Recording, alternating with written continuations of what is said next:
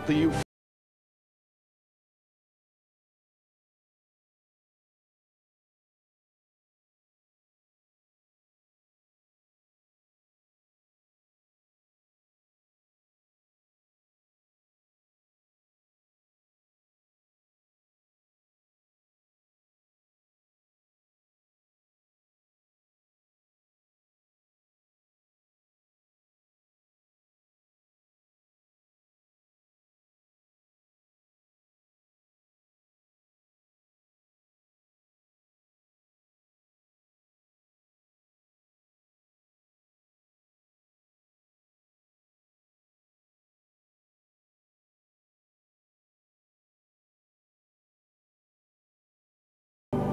And then, with Utah down by a point, Stockton rebounded Jordan's miss and found Karl Malone with a pass that will never be forgotten.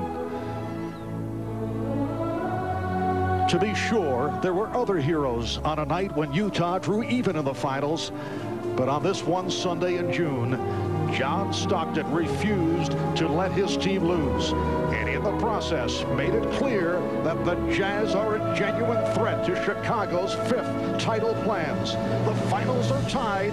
Game 5 is next.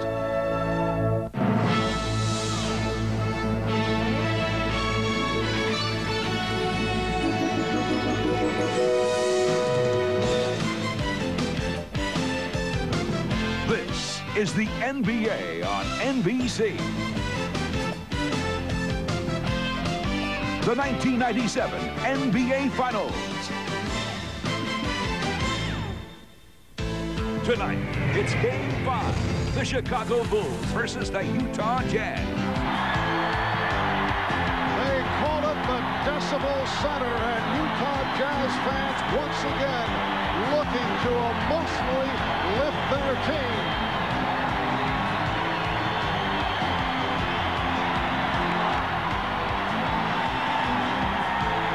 It is bedlam at the Delta Center, Salt Lake City, Utah. We get ready for Game 5 of this best-of-7 NBA Final Series. And we welcome you. Hi, everybody. I'm Marv Albin, along with Matt Kukas and Bill Walton. Now, the big story here tonight, the story concerning Michael Jordan's physical conditions. This Jordan arriving about 2 hours ago. He is suffering from flu-like symptoms.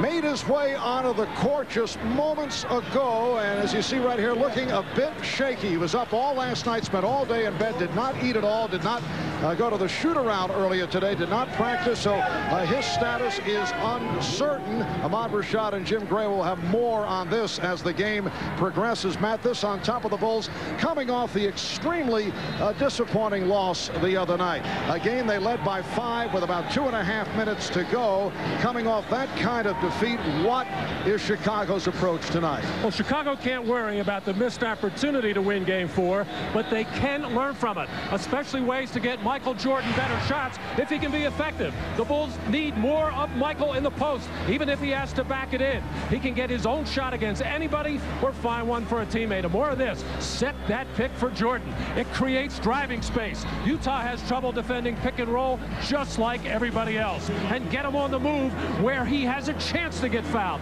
No free throw attempts in Game 4 for Jordan. And all the Bulls are taking and missing too many jump shots. Not enough offensive rebounding. Just under 10 a game as Dennis Rodman continues to flounder. Now for Chicago to pull off a win here tonight in Utah. Not only does Michael Jordan have to be special while he's not feeling very well, but the rest of the Bulls will have to elevate their game as well. As for the Utah Jazz, who have been on fire the last 2 games, they've certainly turned things around.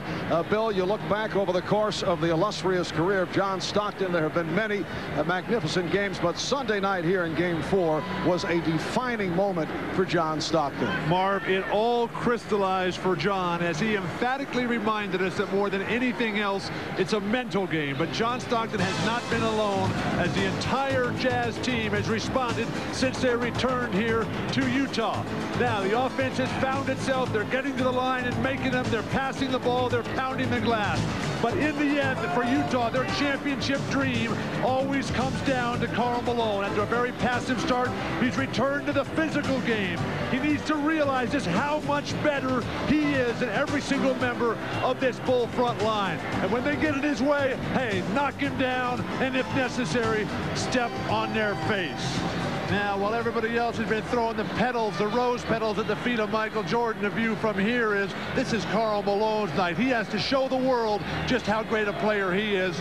Marv, the Jazz, they have to win tonight if their dream is going to come true. All right, so it is all coming up. Game 5 of this best-of-7 NBA Final Series. When we come back in a moment, Hannah Storm and the Showtime crew, followed by the introduction of the starting lineups.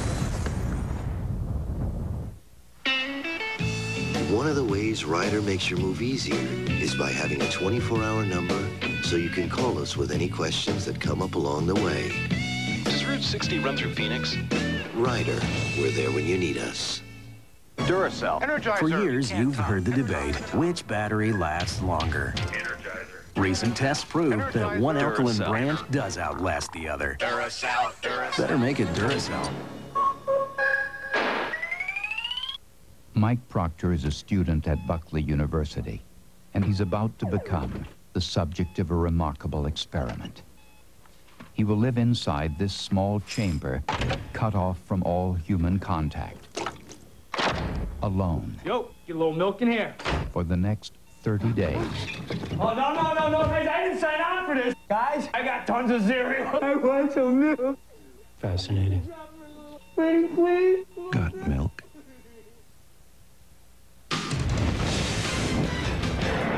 Back in Salt Lake City, the teams continue to warm up for the tip-off of Game 5, coming up at 9:17 Eastern Time.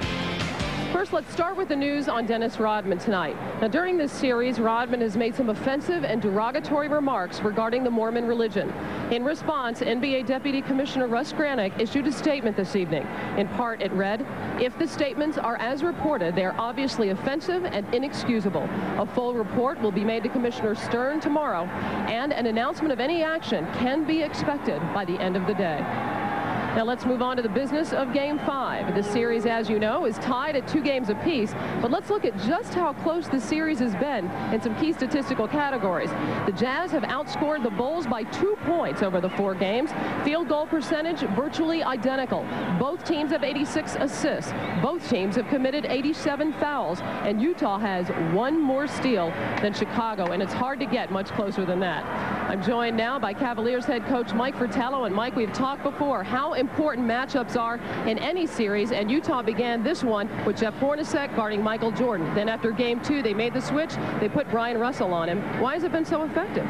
Jerry Sloan decided he wanted to start out with the straight matchup of Hornacek on Michael Jordan and experimented occasionally with Brian Russell in games 1 and 2. But then in games 3 and 4, he went full-time Brian Russell versus Michael Jordan. Let's take a look back just how effective this move has been. When we look at Michael Jordan and the number of shots attempted and the number of shots made, they're virtually even in the first 2 games versus games 3 and 4. Let's look at the point productivity. In games 1 and 2, 31 and 38. Games 3 and 4, 26 and 22. A drop-off of 10.5 points a game between 1 and 2 and games 3 and 4. Well, let's look for a reason why. It becomes quite clear it's the foul line. In the first 2 games, only 28 attempts for Michael Jordan. In games 3 and 4, with Brian Russell guarding him, only 5 free throw attempts. He's done a terrific job of keeping Michael Jordan from getting to the foul line. Early on in the series, it seemed that Michael could find a clear path to the basket. Whether it be in transition when he would bring the ball down the floor, Jordan would get to the front of the rim and create free throw opportunities. In the half-court game versus Jeff Hornacek, he knew that the foot speed would be in his favor. He was never reluctant to take the ball into the red paint area where he knew he would get the free throw opportunities. And when Brian Russell was matched up against him early on, Jordan still felt he could beat Russell off the dribble. From Russell's standpoint, he hadn't gotten a feel yet, even though they would take the hard playoff fouls, 28 free throw attempts in game 1 and 2. What's happened in game 3 and 4, however, is Michael has found himself out behind the three-point line, partly because they've been posting up S.Pippen so often, also because Michael has been satisfied with staying on the perimeter, getting those clean open looks. Remember in game 3, 32 three-point field goal attempts for the Bulls. Michael has to make a conscious effort of not taking the open jumper initially, which what the Jazz are more than happy to give him. They'd much rather have a Michael Jordan behind the three-point line than a slashing, driving Michael Jordan who not only gets to the foul line, but creates shots for other people. So, Mike, a dual challenge for Michael Jordan tonight, not only to overcome Utah's defense, but also his health concerns. As we are getting set for Game 5 between the Jazz and the Bulls, we'll be back with the introduction of the starting lineups right after these messages.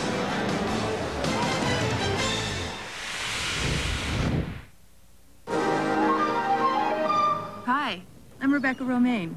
Want to spend a few days with me at the next Sports Illustrated swimsuit shoot? You could make a difference here. Because where I work, it's really hot. So if I get thirsty, you could get me something to drink. It's also really sandy. And maybe you could help me with my different swimsuits. Nothing to do this fall? You could win a trip to the next Sports Illustrated swimsuit shoot. Apply where you buy Miller Lite.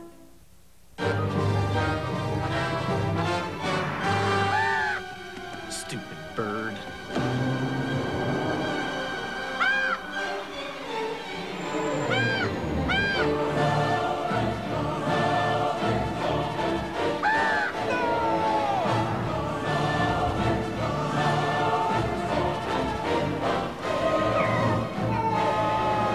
Never underestimate the bond between a Civic Coupe and its owner. Living Needs allows you to access most of the death benefit while you are living. I was able to hand her a check. Whatever she felt like she needed to do to improve the quality of her life, she was able to make those decisions. It wasn't somebody saying, you have to die and then we'll give the money to your family. I took a great deal of pride in the fact that Prudential developed this. The financial worries were not there. Those kids were able to have a happy Hanukkah because of the benefits that we were able to pay out in Living Needs. The NBA on NBC is brought to you by Miller Lite, who reminds you that anything can happen at Miller Time. By Honda, vehicles designed to help simplify your life. And by Paramount Pictures' Face Off. Starts Friday, June 27th at theaters everywhere. Rated R. Another beautiful 75-degree day here in the Salt Lake City area. The fans both outside and inside of the arena fired up by their Utah Jazz. Much conversation concerning the noise level, the decibel level count here at the Delta Center, one of the loudest arenas in all of sports. Just to give you an idea, when the Bulls and the Jazz are introduced, check out the decibel meter on the left corner of your screen. There you see a 20 would be a whisper, ordinary conversation. About a 60, a rock concert in terms of decibel level count 120, jet takeoff 130. Well, keep an eye right there on these numbers as the introductions come forth. And for the introductions, the public address voice of the Utah Jazz, Dan Roberts. Good evening, ladies and gentlemen, and welcome to the Delta Center. This is the NBA Finals game number 5. Introducing the starting lineup for the Chicago Bulls. Starting at forward, wearing number 33 at 6'7" from Central Arkansas, S.Pippen. Starting at forward, wearing number 91 at 6'6" from Southeast Oklahoma State, Dennis Rodman. The starting center wearing number 13 at 7'2" from New Mexico, Luke Longley. On the guard line wearing number 9 at 6'6" from Miami of Ohio, Ron Harper. And at guard wearing number 23 at 6'6" from North Carolina, Michael Jordan. The Bulls are coached by Phil Jackson.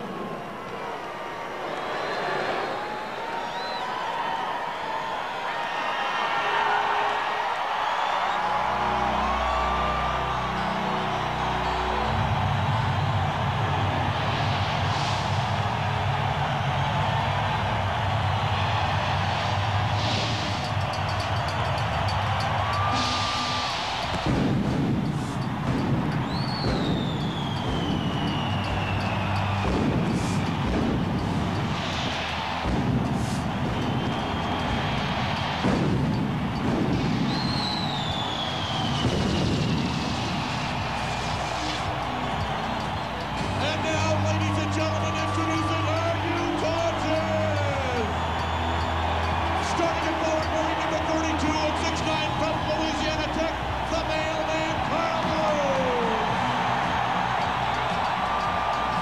Starting forward number 3 and 6'7" from Long Beach State, Brian Russell. The starting center wearing 00 and 7'2" from Kansas, Greg Ostertag. On the dot line wearing number 12 and 6'1" from Gonzaga, John Stockton. And guard wearing number 14 and 6'4" from Iowa State, Jeff Hornacek. The Jazz are coached by Jerry Sloan. Well, the decibel level, as you saw, went off the charts.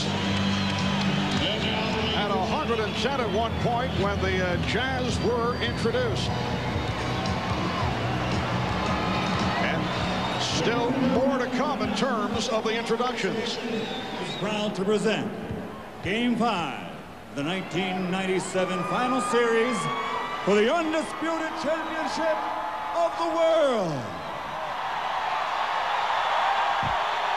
Are you ready? Utah Jazz fans, are you ready?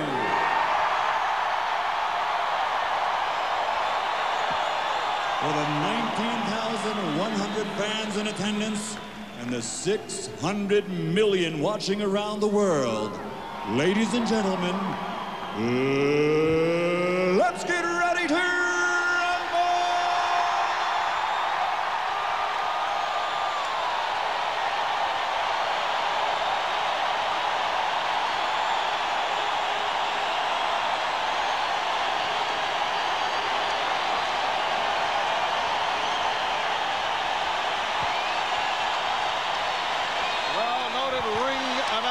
Michael Buffer adding to that decibel level count.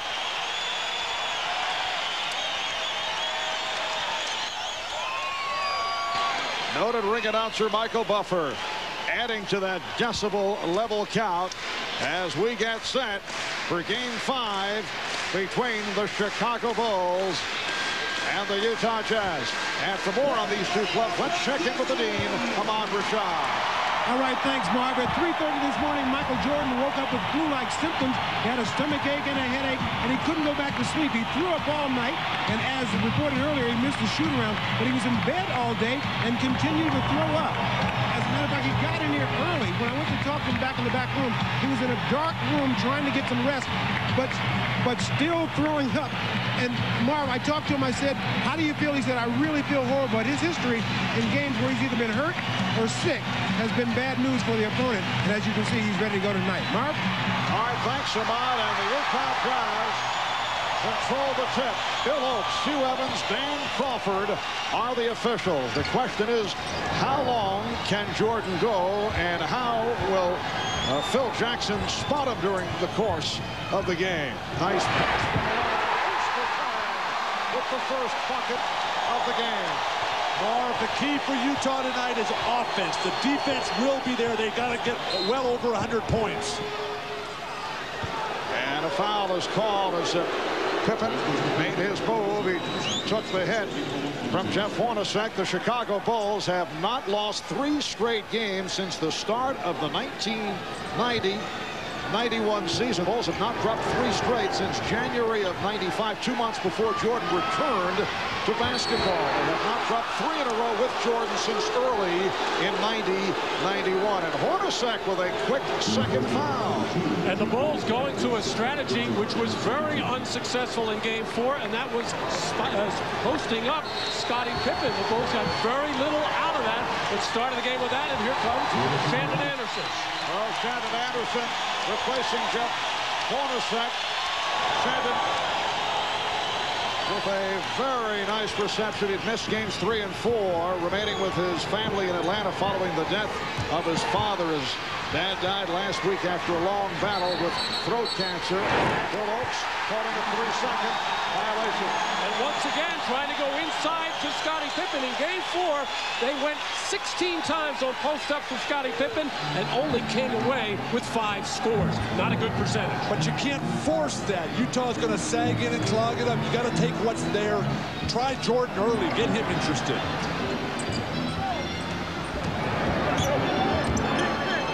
Stockton taking Hopper into the corner. Malone played by Rodman at the start. Fired up a 3 for the air ball. Too far out of his range there. I just don't think Carl had any idea what the shot clock was. And Jordan trying to slip it. And then took it back and hit. So Michael Jordan, despite visibly shaken by the flu symptoms, connecting from the corner to tie the game at 2. You can see the look on his face and in his eyes. He is nowhere near himself, but still can be a very effective player. No fadeaways there for Karl Malone. As far as Michael Jordan, they should set some hard picks on him. Scottie, such an important play here tonight with Jordan struggling physically. The officials check it out with each other, and Dan Crawford, the outside referee, said last touch by Chicago. I think in Hugh Evans you have the top referee, the one referee that every single player would like to see here each game in the finals. Brandon Anderson, good-looking rookie from the University of Georgia, being guarded by Michael Jordan. Ron Harper's defense on John Stockton will be critical for the Bulls. Oster tag had it knocked away. Jordan to the crossover and lost it.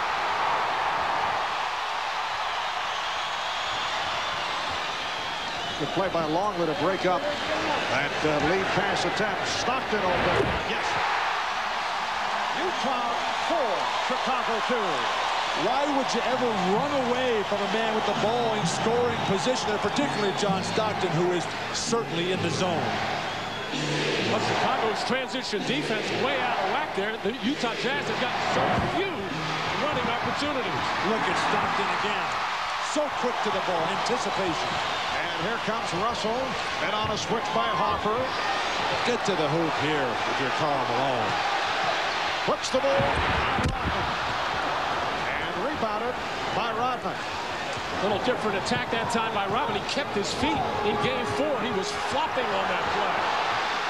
Pippen able to get that dribble alive once again. And they lost it.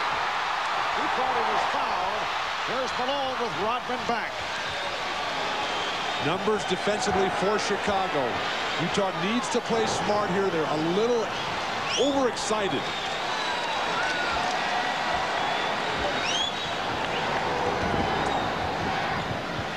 Russell for 3. Rodman rebounds and pops it down to Pippen. And as Rodman has been hearing it from the crowd reacting to those disparaging remarks concerning Mormons that Rodman made. And his teammates also not happy with the 2 trips that he took to Las Vegas in these 2 off days in between games 4 and 5. On that last play, Karl Malone had excellent position on Rodman with him on his back.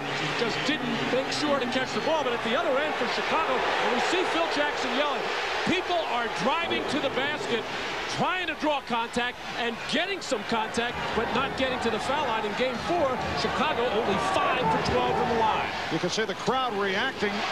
They wanted a technical foul called on Phil Jackson, who was all over the official, Dan Crawford. Jordan way off. Poster tag, able to reach for him. And a foul.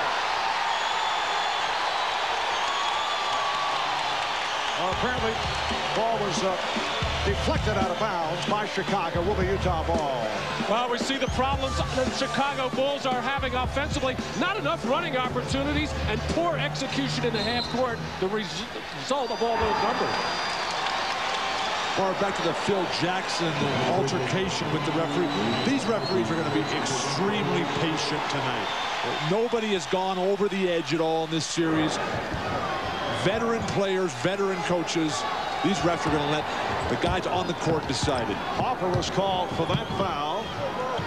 Yes, it counts.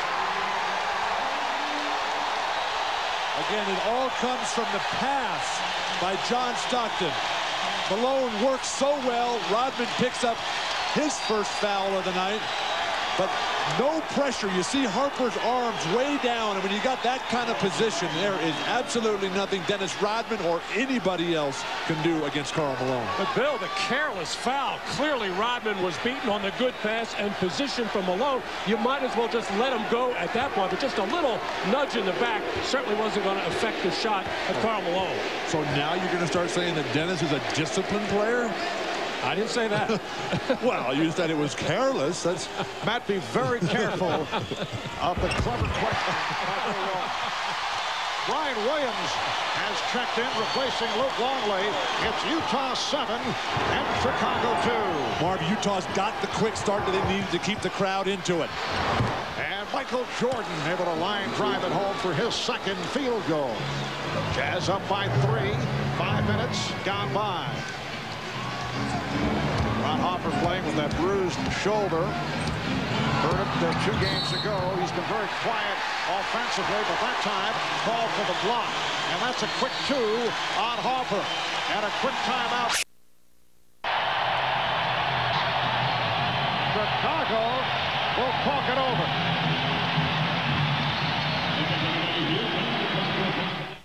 The finals continue. Game 6, Friday, 9 Eastern, 6 Pacific on NBC. I've been chasing this guy ever since I joined the force. For Special Agent Sean Archer, He's the most dangerous criminal mind I've ever known. there's only one way to catch a killer. I will become him. From the director of Broken Arrow, John Travolta, Nothing like having your face cut off to disturb your sleep. Nicolas Cage. Face Off. You're not having any fun! Rated R. Starts Friday, June 27th, everywhere. Penny's moving so fast, man, I didn't know what was on his foot. It looked like space basketball boots. War sneakers for the court. That's just some next level, man. That's a battle sneaker.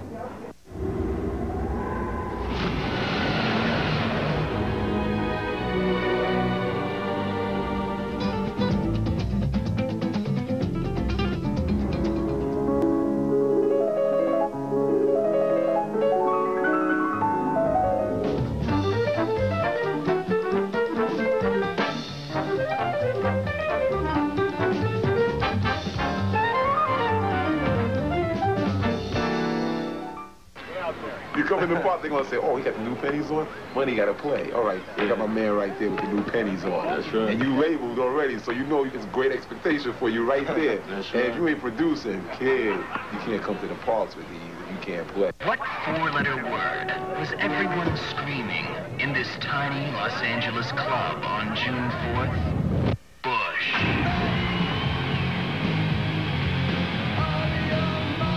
The Miller Genuine Draft blind date. Small clubs, large bands, big mystery. Explore the unknown. Next blind date, July 18th, San Francisco. To win, listen to your radio. Michael Jordan coming into this game 5 clearly under the weather, but still out there giving an effort, getting high in the air as he goes to the baseline for the jumper, then comes up short on this as the leg showing a little effect. Never got a good look at the basket there, and this time coming off under control, getting high in the air once again as Michael trying to find his offense. But Michael's the only guy doing anything. He's got their only points in the game. Everybody else standing around. Somebody's got to get aggressive. This is an ugly offensive start for Chicago. But I think they've got to like this tempo. Just as the other game was 78-73 in Game 4, Chicago wants to keep it in the 70s or low 80s. Stockton got the step. Stockton coming off the brilliant finish on Sunday. Extends to a 9-4 Utah lead. Smart play by John Stockton going at Harper with 2 fouls, and he let him go. Jordan being played by Russell. Harper for 3. Yes.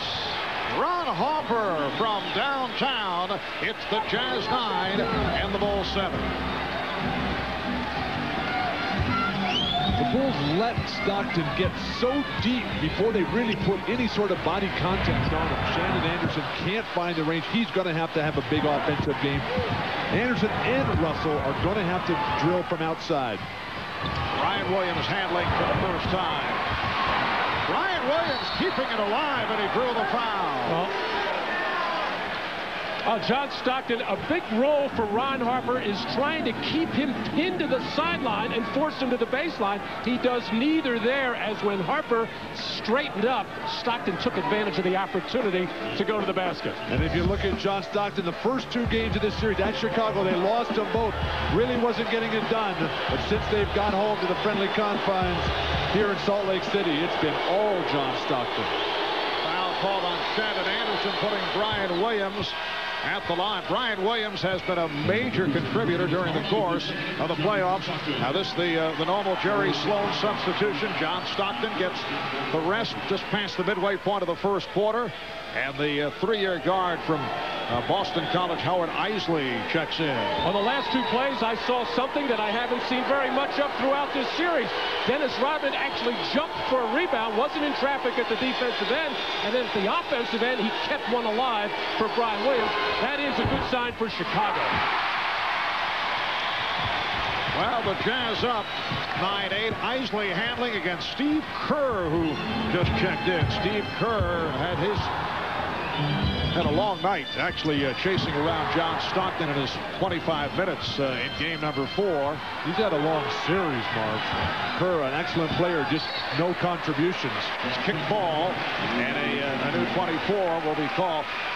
Kerr said after the game Sunday he was so exhausted he could barely see straight. He had spent so much time chasing Stockton around. He said it's not so much his sheer strength as it is the conditioning on the part of John Stockton. And you should see Stockton work out in the weight room. Now, he's certainly not in Karl Malone's class, but... Ball knocked away by Malone, but able to recover. And there is the first bucket for Shannon Anderson. The Jazz up by 3. The initial offense for Utah has been a little shaky, but the scramble plays have worked for them. They've got to tighten it up at the beginning. Pippen trying to protect it. Ostertag with a good play. And here comes Isley. Isley for Malone. Utah by 5. That's the fast break that they need. Keyed by the defense. Ostertag, the outlet. Lots of guys running.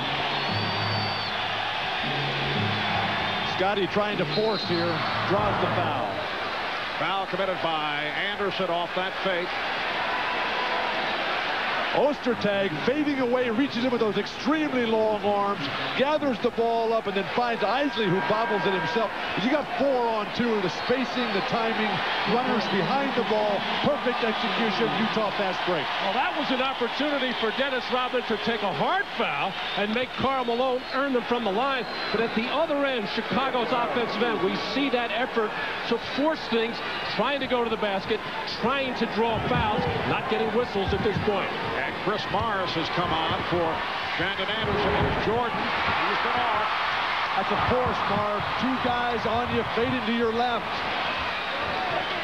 Chris Morris just hit the deck, fell down at midcourt. Back up is Pippen and Morris. Isley, nice move off the dribble to beat Kerr. The set offense, everything clicking right now for Utah. Here's Pippen for 3. And the rebound. Phil Jackson wanted a timeout. He was very unhappy with the defense at the other end, and Scottie Pippen never saw the timeout signal. They're on their feet here at the Delta Center. Shot clock at 4. Morris.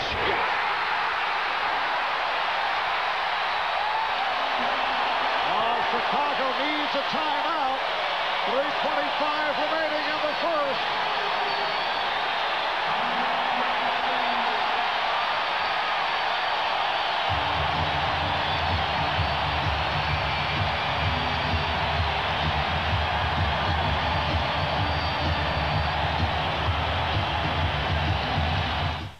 This is the coat that came with the Gap that They got the special MasterCard. They got the cash that bought the gas, that powered the car, that carried the voyagers who hit the road to navigate the interstate and follow the sun that looked down on the coast, that had the place, that had the pool, that threw the fiesta, that changed the lives of both the guys. That got the Coke that came with the cap, that got the special MasterCard, that got the cash. So what are you waiting for? Get the Coke. Now My McDonald's has more than your favorite food. We have your favorite music, the Disney Music Collection, with great songs from your favorite Disney movies like The Lion King, Aladdin, even a song from the new Hercules movie. You can get a CD or cassette for under $4 when you buy a Happy Meal or any large sandwich. This is really good music. So hurry into My McDonald's before it's over. And right now, you can get an extra value meal starting at just $2.99, only at My McDonald's.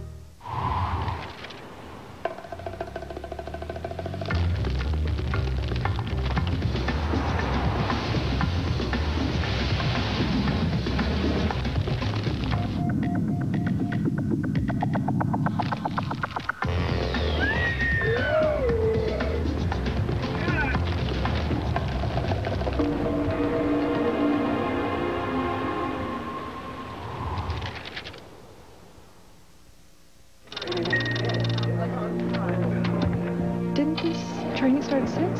Yeah, where is he?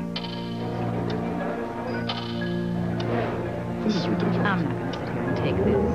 Feeling a little frustrated? Tired of waiting? You don't understand what's going on? That's how it feels to fly sometimes. Make it your responsibility to make sure no one feels that way on United. Compared to the rest of the industry, United is heading in a different direction. Tiger Woods tries to become the first back-to-back Masters and U.S. Open winner in a quarter century. Live U.S. Open coverage begins tomorrow at 3 Eastern on NBC. On the last possession by the Chicago Bulls in the midst of a Jazz run, Phil Jackson wanted a timeout. Michael Jordan was trying to call the timeout, but because of the noise and the confusion, not getting it, and Michael relaxing on defense, backing off the dangerous Chris Morris from the perimeter. And Phil Jackson not happy at all. He wanted that timeout. 9-0 run by Utah. Antoine Carr, on the other hand, extremely happy as his Jazz have hit 6 of their last 7 from the field. Let's check in with Jim Gray. Jim? All right, during that last timeout, I asked the Jazz coaching staff if they have any plays designed to go after Michael Jordan because he's ill. I was told by the coaching staff that Jerry Sloan doesn't know that he's ill and doesn't want to know that he's ill, and he doesn't want his players to know. He wants them to play as though he's full 100% strength. Mark? All right, thanks, Jim. From the coaching point of view, Matt, obviously that does make sense. Well, you know, again, you don't want to, you always want to make Michael Jordan work defensively, but you don't want to take your team out of what they normally do. Foul committed by Pippen. That is his first. We have 3 minutes to go in this first quarter, and the Jazz up by the count of 18-8. A reminder, after the game, we hope you tune into the live post-game interviews and broadcast straight from the Delta Center on NBA.com. That's the official website of the NBA. Karl Malone at the line here for 2. Never fouled a jump shooter, but Scottie Pippen is really struggling. He picked up his first foul on Karl's shot attempt. Karl Malone's free throws getting much better after the disappointment in game 1. More attempts and certainly the great percentage and the 2 clinchers in game 4. Scottie Pippen 0 for 3 tonight. That's 2 straight bad first quarters for Scottie. Malone, as you saw, 5 of 6 in game 4, including the 2 clutch free throws right at the end of the game. The look on Michael Jordan's face. He is so frustrated. He cannot give up offensive rebounds on missed free throws. And for Jordan, that is his first foul. And the man he is frustrated with is Brian Williams for not blocking out Greg Ostertag, as the Chicago Bulls making mistake after mistake now at both ends of the floor.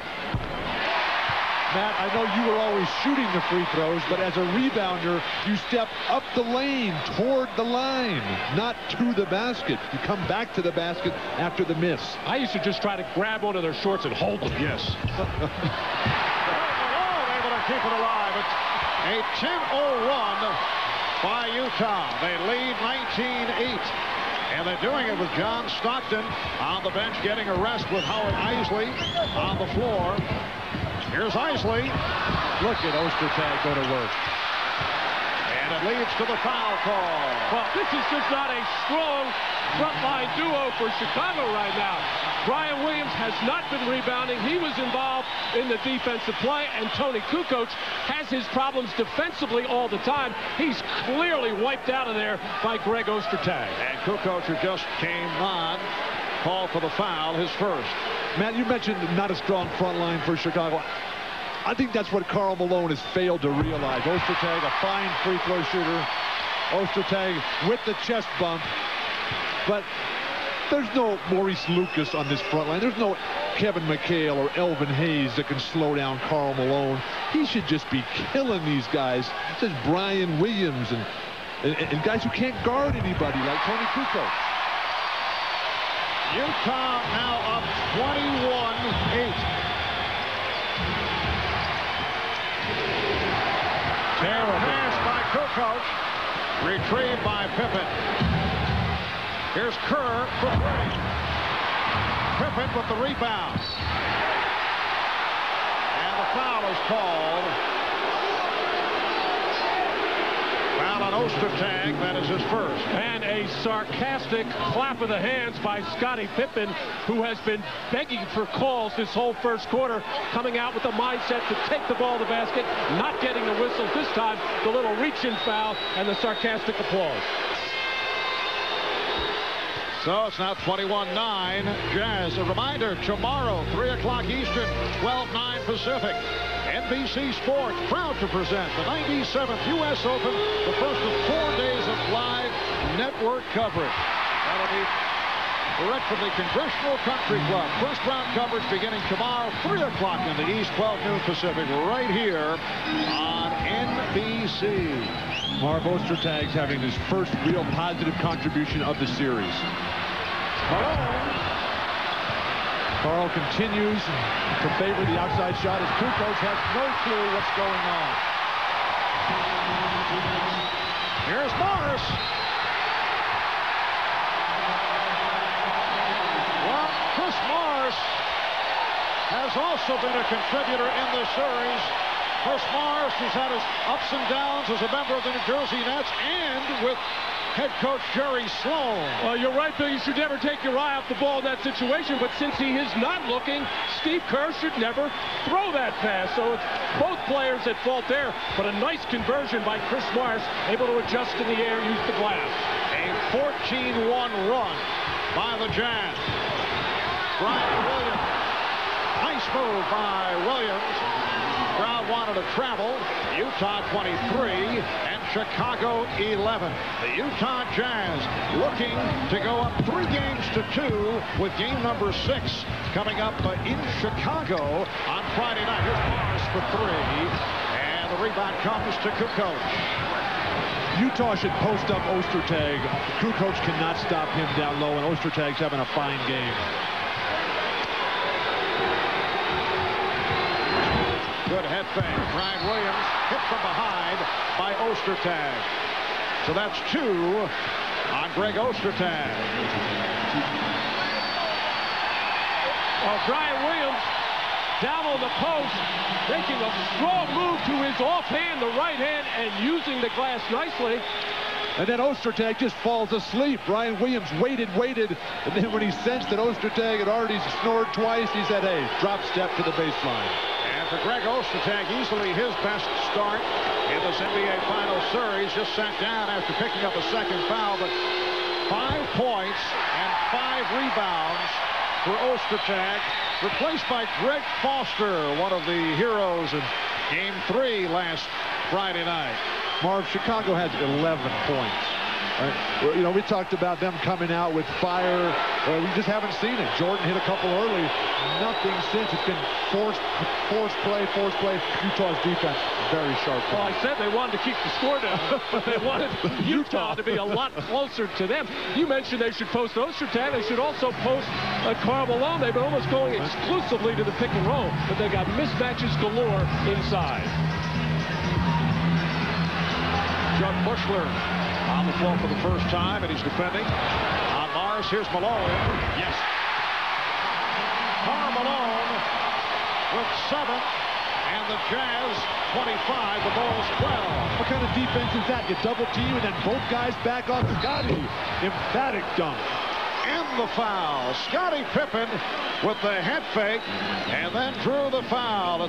It's on Malone. Well, Scottie Pippen has been trying to get to that basket ever since the game started. Finally able to clear himself free of Chris Morris and then going up big time and challenging Karl Malone with a strong finish. And he says that the injured left foot is feeling better. Still cannot penetrate the way he would like because he has problems planting the foot and then cutting to the basket, but he's begun to find the rhythm. Matt, do you think Scotty lights up when he sees Chris Morris guarding him? Foster block and foul. Well, Pippen got a piece of the ball and the hand. Well, I see a little different Scottie Pippen just in the last minute or so since Michael Jordan has gone to the bench for a rest. Now looks like he wants to take it on his shoulders at the offensive end, and they're making a good hustle play at the defensive end. And with Michael under the weather, not effective, Scotty is really going to have to lift it very high. And for those who may have just tuned in, as we reported at the start, Michael Jordan suffering from flu symptoms, did not go to the shoot-around, sat out practice, up all last night, spent all day in bed, did not eat at all.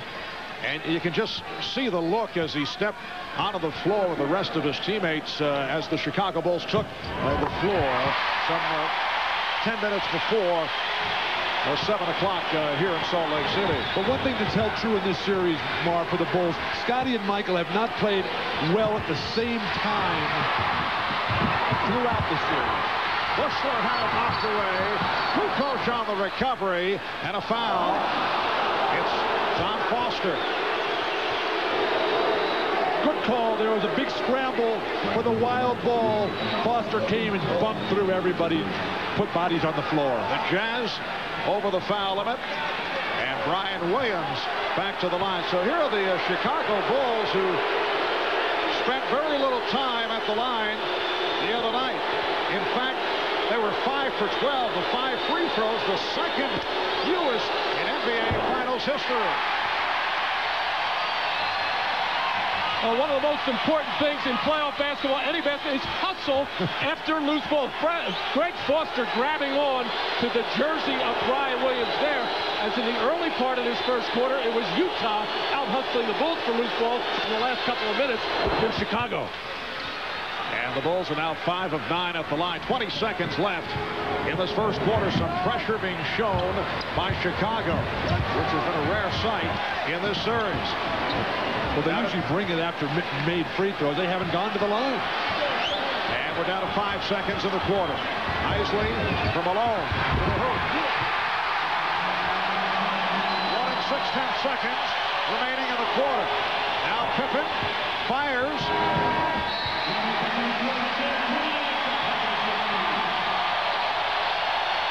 A fiery start for the Utah Jazz. It's the Jazz 29 and the Bulls 16. 1 quarter complete. Here in Salt Lake City, you are watching the NBA on NBC.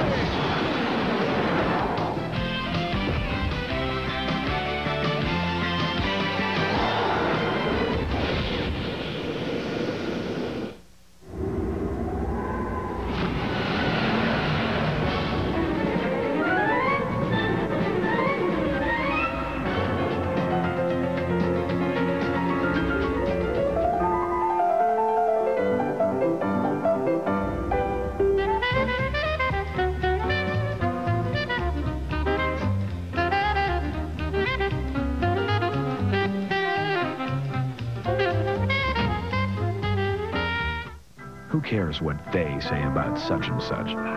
What if it isn't true about such and such? Unlike others, we don't listen to what someone's uncle heard through his cousin's podiatrist about some hot biotech stock. Our mutual funds stick to simple, clear strategies that seek performance through discipline. Strategies that are based on facts, not rumors. We are not concerned with the rumor mill. We do not indulge in gossip. AIM, invest with discipline. Rocky Balboa is taking the beating of his life. Keep ringing that bell. I can't concentrate. It's over, Rock. Nothing is over. Just give me something to drink. There ain't nothing on ice till I say it now. Left and brisk, I say, eh? Except maybe this. And Balboa needs a miracle. Yo, that's brisk, baby. Get in there. Save some of that for the sequel. Go where you wanna go. Find the road you've never taken. Pushing the boundaries back when you're up to speed and you wanna break out from the pack. Good year, it's your move. Good year, any way you choose. Serious freedom. Good year, good year. You're watching the NBA Finals on NBC.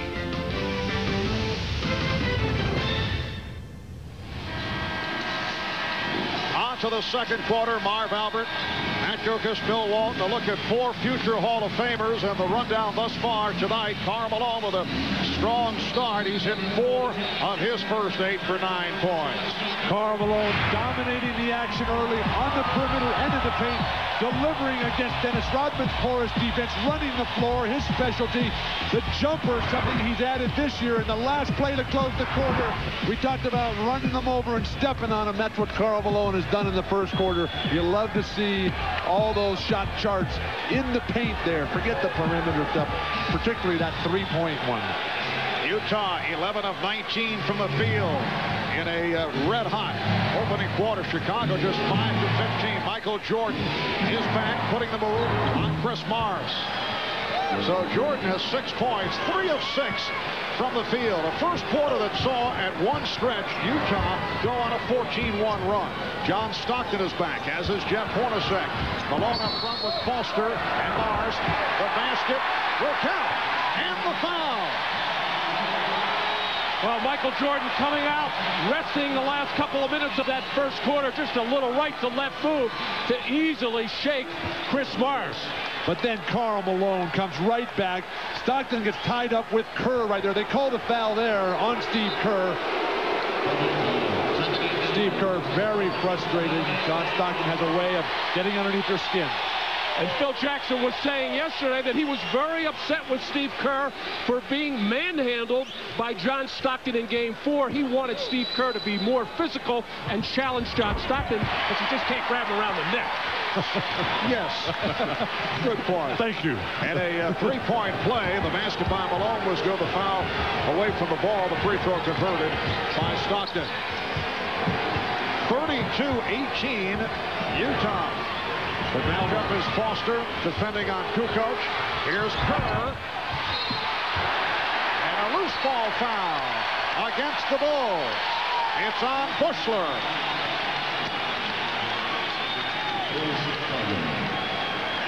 And now, Marv, for the first time, Karl Malone has gone to the bench, and Utah's got to find some offense. Antoine Carr had some good moments, needs one right here. Antoine Carr putting the spin on Luke Longley. Well, a share of soup.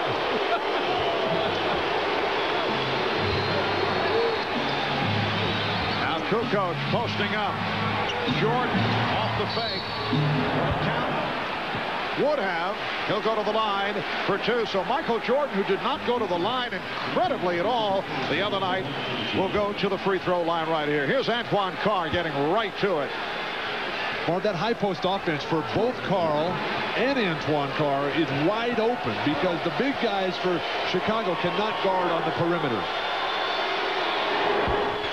So Michael Jordan, who in a rare occasion did not go to the free throw line at all the other night, only the second time in his postseason career that he went an entire game without a free throw. Well, the Chicago Bull offense, the triangle offense, is built on a lot of jump shots. And the Bulls have not been running a lot of pick and rolls, have not been getting driving opportunities for Jordan.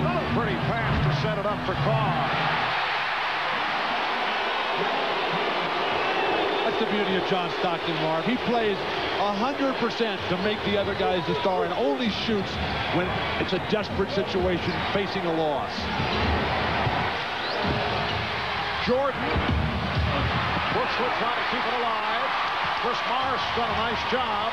And here's Stockton checking the floor and then putting the move on Kerr. Carr. Every Jordan shot attempt has been off the dribble going to his left, except that one. Tried the fadeaway. Foster with the rebound. Well, the Chicago Bulls are going to so much one-on-one play. In fact, in the game, they only have 2 assists, so they're not running their offense. Passing has not been crisp. Just too many one-on-one shots. Hornacek with the offensive board, and they get the new 24. Matt, you talked about the one-on-one. The team game for Utah has been far superior since this series shifted to Salt Lake City. Terrible pass. Well, John Stockton with a rare mistake. Michael Jordan draws the foul. Jordan went to the left hand on the drive, and he's headed back to the line. But first, a timeout called by the Jazz.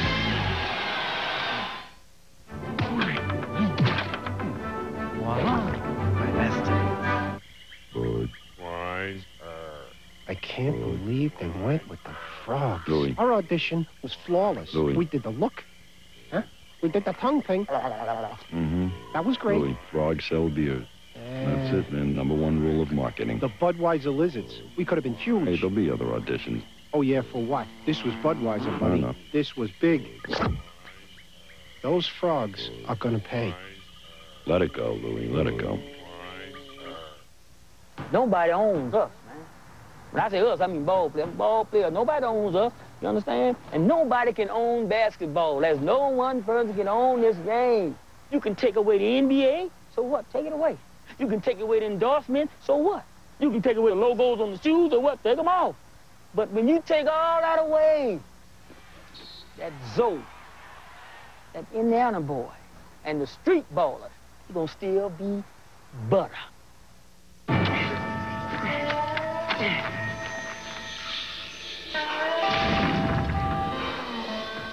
What now? You're using the wrong tool. Ford F-Series with the world's only standard third door. And available new 5.4-liter Triton V8 for even more torque and horsepower. Now you got all your holes dug, huh? The new Ford F-Series, built Ford tough. The NBA on NBC is brought to you by Brewery Fresh Budweiser, who reminds you fresh beer tastes better. By the Ford F-150, strength after strength after strength. And by Nike, who encourages you to participate in the lives of America's youth.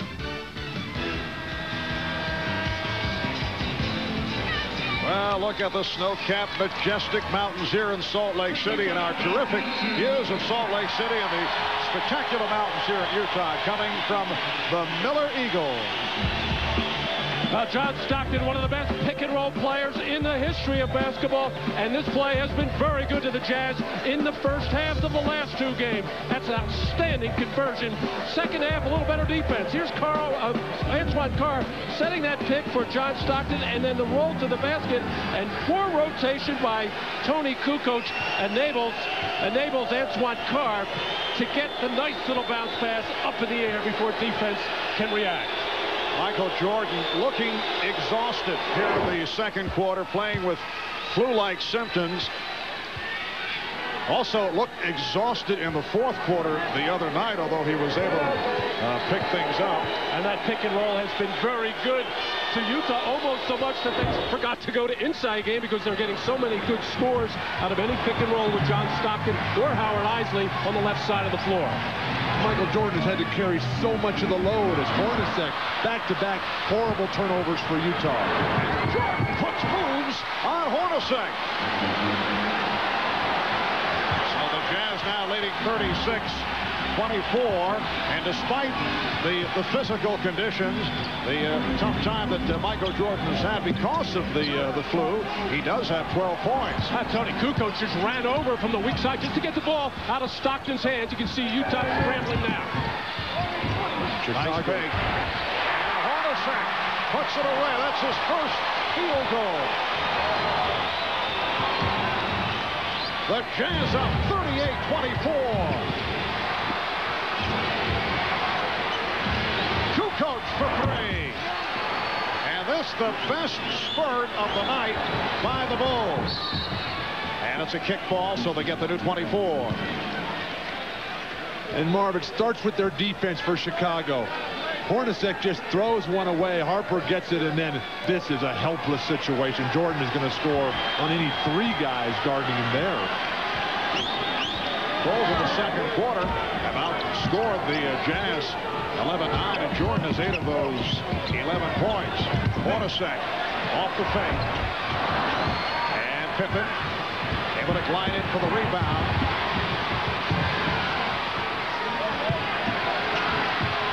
Jordan finding Longley, and the Jazz now leading by just 9. That's Chicago Bull basketball. When they get a rebound or get a steal, get out and run and attack the basket. You saw Jordan put all kinds of pressure on John Stockton. And Jerry Sloan coming right back with Karl Malone. He's seen enough of this offensive futility. Stockton trying to force it, looking to get a foul call. Kukoc.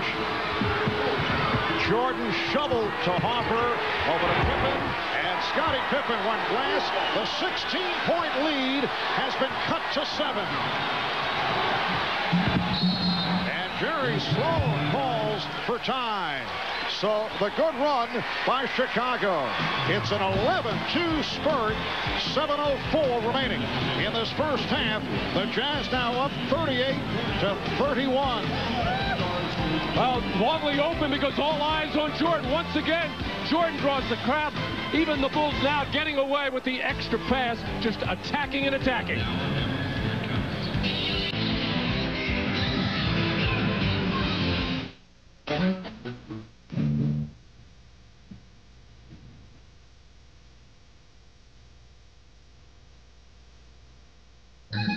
Hi, just adore a penthouse view. Darling.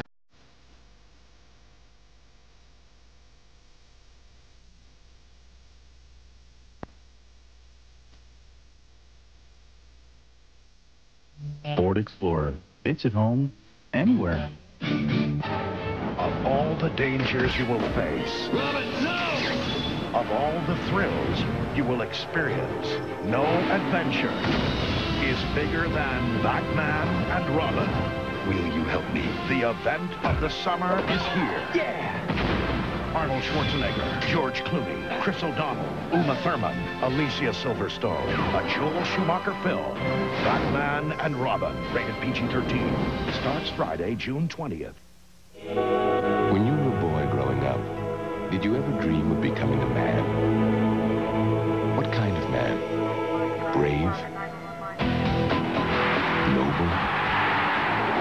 Proud? Heroic? For over 100 years, BVD has made underwear fit for men, comfortable and durable. Remember when you dreamed of becoming a man? Well, how's it going? BVD. Fit.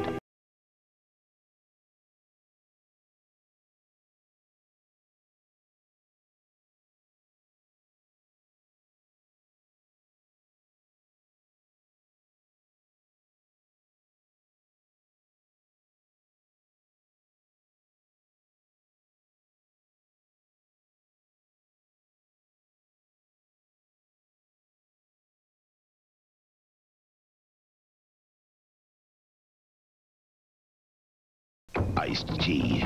Iced tea. Only one will satisfy your thirst for action this fall on NBC. What do you think? Players, NBC this fall. Jim Gray back at the Delta Center. Jerry Sloan during that timeout told his team, hey guys, you're standing around feeling sorry for yourselves after you've missed shots or not getting a call on offense. If you're not going to get back on defense, we can't win this game. don't count on them messing up the game. You go out and win the game. Now let's go down to Ahmad Rashad. All right, thanks, Jim. Phil Jackson not talking anything at all about offense. His subject was defense. That's the way they get back into this game. Mark? All right, Ahmad, that's exactly what the Bulls have done. A 16-point lead is down to 7. And a 3-second violation is called to give it back to Chicago. Luke Longley doing a marvelous job jumping around behind and towering over Karl Malone. And Hopper and Stockton got involved. The foul on Stockton for the push. And how things have turned here in the second quarter. Well, Ron Harper gets so few scoring opportunities, and mainly because it's John Stockton usually sloughing off him, worried about Pippen and Jordan. So it's a good play once in a while to go inside to Ron Harper, who 6'7", towers over John Stockton. Substitution, center switch, Foster out, Ostertag in. The biggest problem for Utah is they stopped playing offense. Their defense is always going to be there. They got to get to the point where, hey, we're looking at 110 points per game, and Hugh Evans trying to tell everybody, let's quit the pushing and shoving and let's play basketball. Evans came over to join Dan Crawford because Stockton and Harper were pushing on the lineup. Jordan to the crossover. Yes. Not bad for a guy playing with flu symptoms. But give Utah some credit. They forced him left every single time. Jordan's going to score 30 or 40 points. There's no question about that. And as Malone made his move, he was held. The Bulls in the midst of a 13-2 run. Well, there's a theory that if you're hurting some or not feeling particularly well, that it heightens your awareness and concentration. You take a little more effort with the minor details, as Michael has been very precise on getting up in the air and shooting those jump shots. Foul on Longley, substitution. Tony Kukoc sitting down. Dennis Rodman hearing it. But the crowd as he checks back in. Here's Stockton. Stockton has hit 3 of 4. He has 7. It's Utah by 7. We're halfway through the second quarter. Dennis Rodman a little bit more reluctant about taking those outside shots. Pippen able to go glass. Phil Jackson has been upset about the shot selection among other activities of Dennis Rodman. And why not? Dennis, not a good offensive player by choice. Karl Malone trying to deliver and does. Claiming that he was hacked by Rodman, did not get the call. The Jazz 42 and the Bulls 35. Malone has 13. Bulls have made their last 6 shots. Here's a mismatch. Hornacek got help. Pippen off the fake, dumped it off. Longley, yes, and it counts. Oh, nice basketball by Luke Longley. First of all, when it went into Pippen originally, there went Greg Ostertag for the double team. Longley did the right thing, just following in his heels. Pippen couldn't get it to him, so he went away. And then he came back again. And it's for big men cutting to that open area, presenting a big target for that player that is double teamed. The post-up game for Chicago really strong right now. Their free throw game has absolutely deserted them. But Pippen is scoring in the post. Jordan is passing and scoring in the post. And when big guys move, great things happen. And Longley continues to have problems at the line. 1 of 4 the other night. Here's Malone with a wild fadeaway. Bad shot by Karl Malone. Oh, and a worse foul. That is 3 on Malone. Things breaking down offensively. Terrible foul by Karl, who needs to play the whole game. He takes a disastrous shot and then comes right in. You're not going to steal that ball. Dennis has great hands and great tipping ability to himself on those rebound attempts. Clearly a frustration. First of all, shot by Karl Malone. He's taking some wild shots. I don't think I've ever seen one like that. Over the limit. Dennis Rodman has not scored in 2 games. A reminder, coming up Friday on Dateline, the Rat Pack is back. You can find out how the legacy of Frank and Dino and Sammy and the rest is affecting a new generation of Americans. That's Dateline Friday. Oh, what a follow. Hopper thought he was fouled. Dateline Friday, 8 o'clock Eastern, just prior to Game 6 of our NBA Final Series, right here on on NBC. And viewers on the West Coast will see Dateline Friday after the Bulls and the Jazz. What once was a 16-point lead is down to 3. Ostertag using the bulk off the mismatch. Marv, the Jazz need to keep their poise. They're going to play without Karl Malone the rest of this half. The Bulls are coming back. Shaky play right now for Utah. 4:20 left in the first half. Hornacek trying to shake off Jordan. And now Rodman defending on Carr. Carr wants to take him to the basket. Shot clock at 5. Ostertag. And it's a traveling violation. Basket will not count. Frustration, disappointment by Karl Malone and Jerry Sloan. Chicago needs a timeout right now. Ostertag has to deliver that ball. Too careless.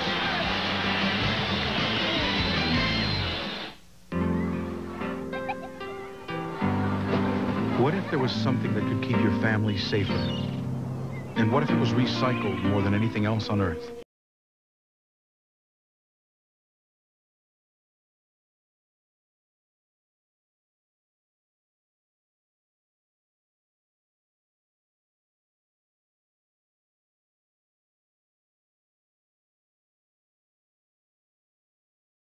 Feel the strength.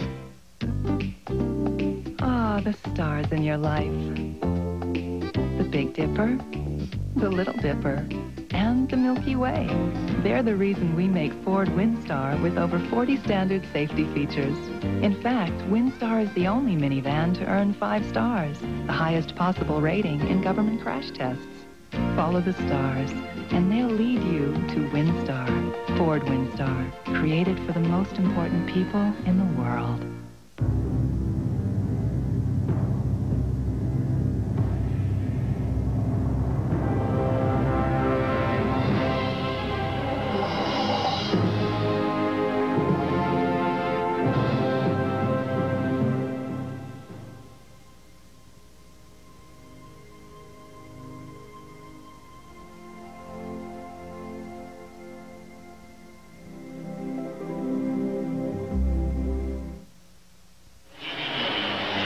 Well, coming up at halftime, the Prudential halftime report. Hannah Storm will be joined by that man, Charles Barkley of the Houston Rockets. At the moment, Charles looking on the low-key side. Stars and his teammates, of course, eliminated in 6 by the Utah Jazz in the Western Conference Finals. We'll also get a preview of the U.S. Open Golf Championship, which will get underway tomorrow at the Congressional Country Club. That is all coming up on the Prudential halftime report. 4 minutes and 5 seconds to go in this first half here in Salt Lake City, Utah. It is Game 5 of the best-of-7 NBA Finals series. The series tied at 2. At one point, Utah led by as many as 16. Chicago has come roaring back. They've hit 8 of their last 9 shots. Here's Jordan for 3. Ostertag not able to handle it. And a loose ball foul is called.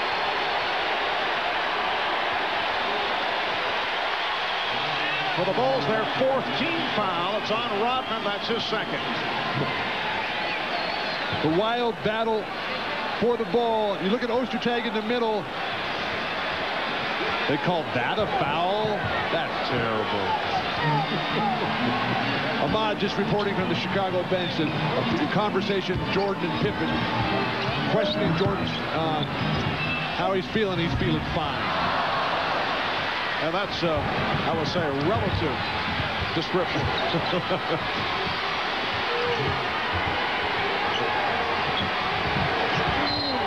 And a foul as Jordan made his cut. Antoine Carr called for the push. Utah over the foul limit. So Michael Jordan spending time at the line here in this first half, in contrast to what took place in Game 4. I was a little surprised at the Bulls and Michael Jordan coming out of that timeout and settling for the 3-point shot on the pick-and-roll play, because Michael has been taking the ball to the basket, drawing some fouls. The officials are used to seeing that, and of course you got the Jazz in the penalty, put the pressure on them. Michael Jordan, his percentage of the points during the season, coming up and in the finals, having to carry that load, and along with Scottie Pippen, really the only two guys who can say that they've been doing it. Well, Bill, in particular, with the way Chicago's offense has dipped as the finals have progressed, as the playoffs have progressed. And Jordan with 12 of his 16 points here in the second quarter. It's down to a 3-point Jazz lead. And the steal by Jordan. Putting behind the back on Russell. He turned it around and sent it to Pippen. Tipped home by Jordan. What a play by Michael Jordan. Well, Chicago is in that mode now. Any mistake made by Utah, long rebound, steal, they are getting out and flying. Utah's lead is down to 1. They led by as many as 16. Shot clock at 6. Foster off the double team. A bad shot. Fired it up. And the Bulls actually have a chance to take the lead. They're in the midst of a 23-8 run. Jordan putting moves on and a foul. Well, on Stockton, who was trying to draw the charge. Well, John Stockton out of control, passing on the move right into the hands of Michael Jordan, with Scottie Pippen filling the lane for the nice finish, and Jordan not taking anything for granted, finishing off. Stockton in all kinds of trouble, tries the Dennis Rodman flop, doesn't get the whistle there. Jordan to the line.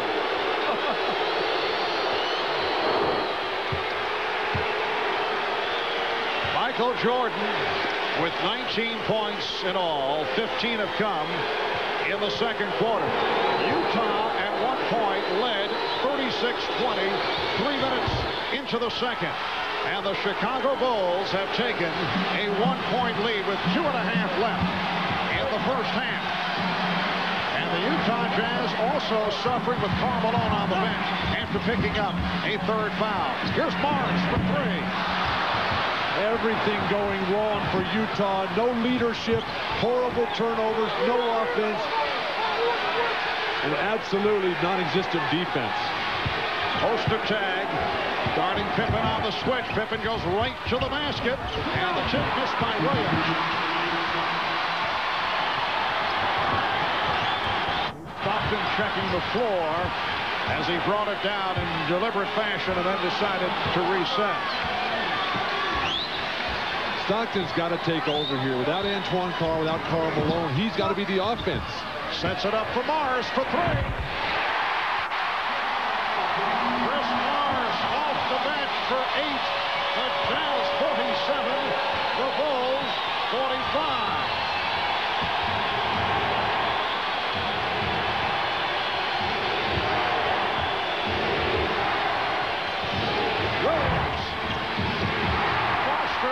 Box out, but he lost it. Power off the steal. And last touch by Utah. Utah is not taking care of the ball on the defensive end on the few times they do get it.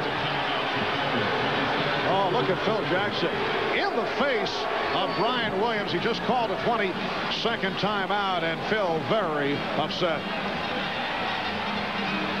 John Stockton, when things were falling apart, looked to take it on himself to get guys open, but when Scottie Pippen collapsed, that frees up Scottie's man, Chris Morris. Nothing but net on this 3. Chris Morris ecstatic. He should worry about getting back on defense and getting a rebound. Chris Morris has spent 7 tumultuous years as a member of the New Jersey Nets. It's his second season with Utah. Averaged 10 points a game last season, but had his ups and downs and some disagreements with Jerry Sloan this season. At one point, he was actually escorted off the bench by security guards after Sloan was upset with him. That was earlier in the year. Here's Kukoc with the alley-oop intended for Jordan. Stockton running the floor. Nowhere to go. Able to dish it to Russell. Pippen with the rebound. 1 minute to go in the first half. Kukoc for 3. Yes, Tony Kukoc. And the Chicago Bulls lead by 1. This is the best the Bulls have looked in a long time. Aggressive, great attacking defense. Kukoc stroking threes and then pounding the glass. 45 seconds remaining in the first half. Foster.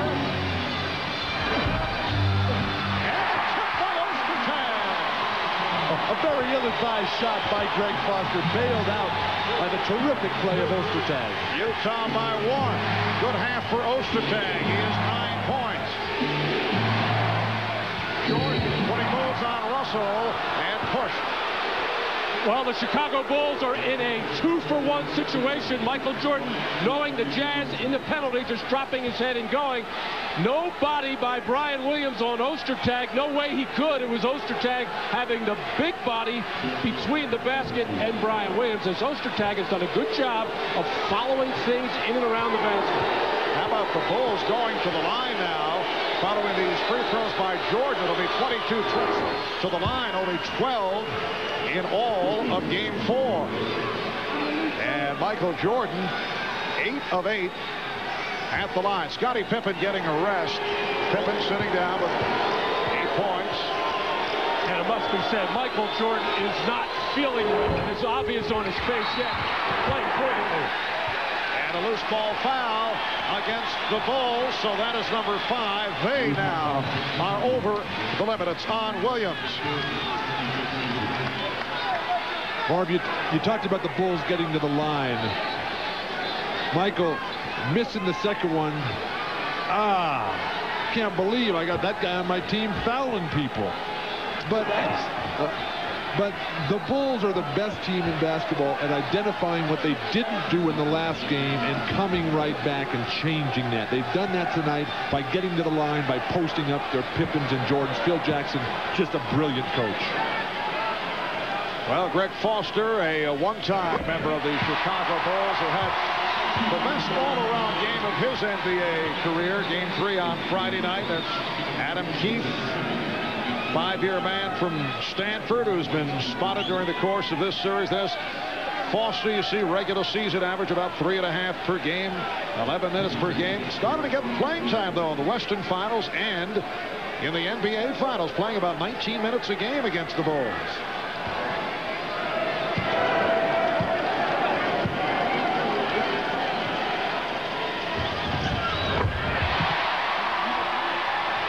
Jazz by 2. 20 seconds remaining in this first half.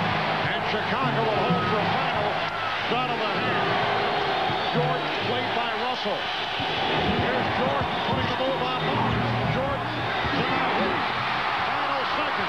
Here comes Russell. Chased by Pippen. 1 8 seconds remaining. Pippen couldn't make the cash. Now recovers and fires. And that is the end of the first half.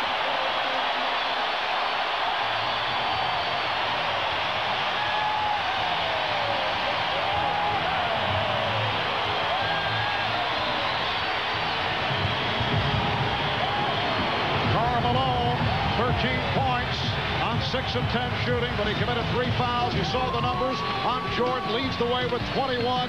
So at the half, the Jazz by 4 will be joining Hannah Storm for the Prudential halftime report right after these messages.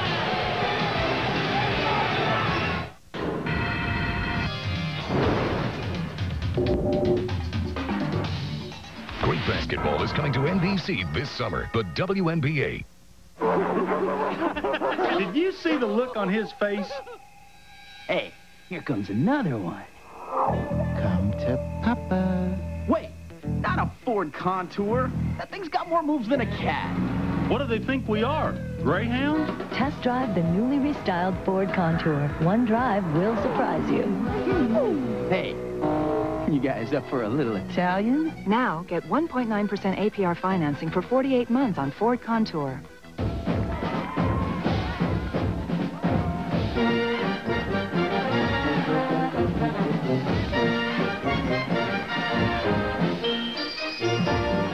This little celebration is brought to you by the people who've helped so many other people understand and enjoy cellular phones.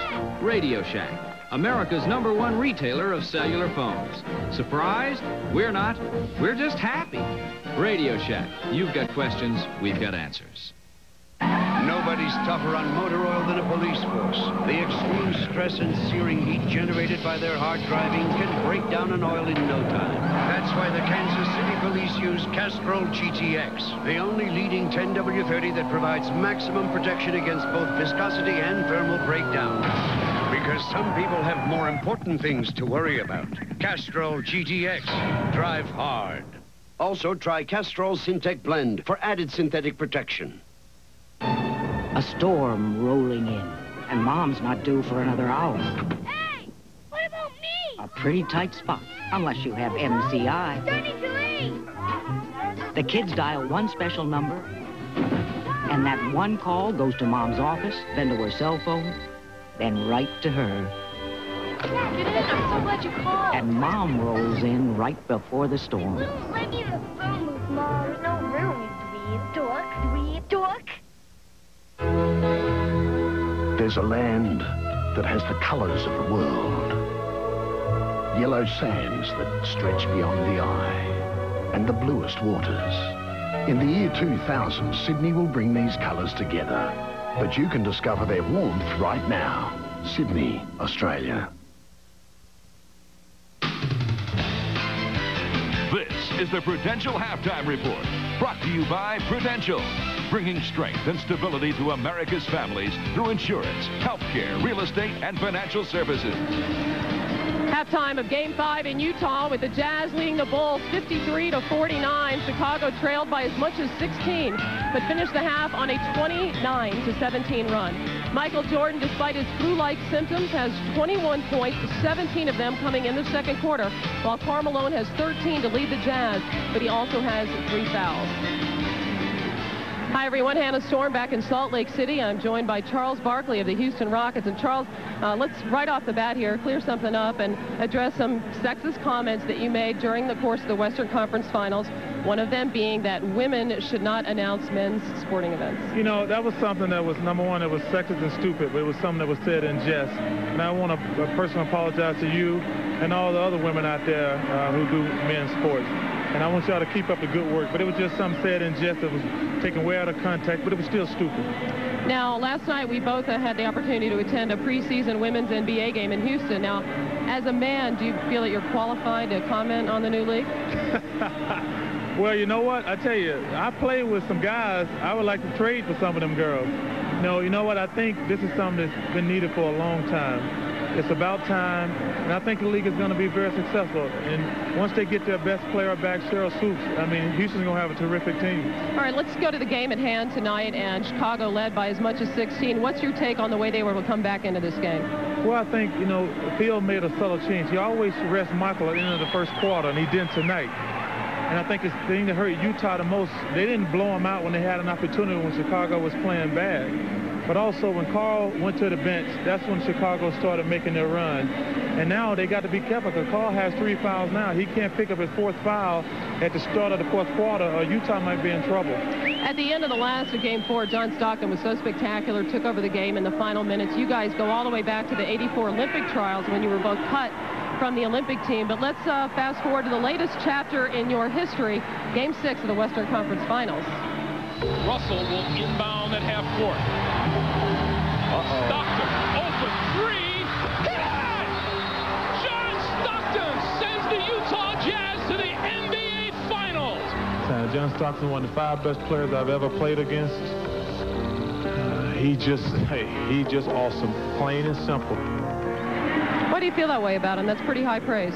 Well, if you're going to be a good player, you got to be able to beat teams 2 ways. Like most guys, they might be a good scorer or something else, but to be a great player, you have to do 2 things well. He does 3 things well. Number one, he's mentally tough. He can beat you scoring, and he can beat you with assists. That really makes him a very special player. But he does all the little things. I think, you know, Karl Malone, and there's always a debate every year about the most valuable player and who's the best player. Karl Malone's the best player on Utah, but John Stockton's the most valuable. You know, it's extremely disappointing the way that he ended your season there, and I know you were hoping to go to Houston and have another shot at a title. Let's talk about your future there. Next year's the final year of your contract. You're making $2 million, and in the current economic climate of the NBA, it's not exactly superstar money. So will that impact your decision to return next year? You know what, Hannah, in fairness, you know, that's still a lot of money. I haven't made a final decision, but I'm really leaning toward playing, because I tell you what, I got the best coaching staff. The fans of Houston have opened their arms to me this entire year, and I'm thinking very seriously about playing next year, because I feel like we had a good year. I mean, I don't think there's any shame in getting to the Western Conference Finals. Do you plan on addressing the issue with Rockets management? Well, I think we're going to meet. I think they've come to me with a couple things. But I'm not really concerned at this stage of my life. Obviously, I'm not concerned about money. I've been very fortunate and blessed, and I've made a lot of money.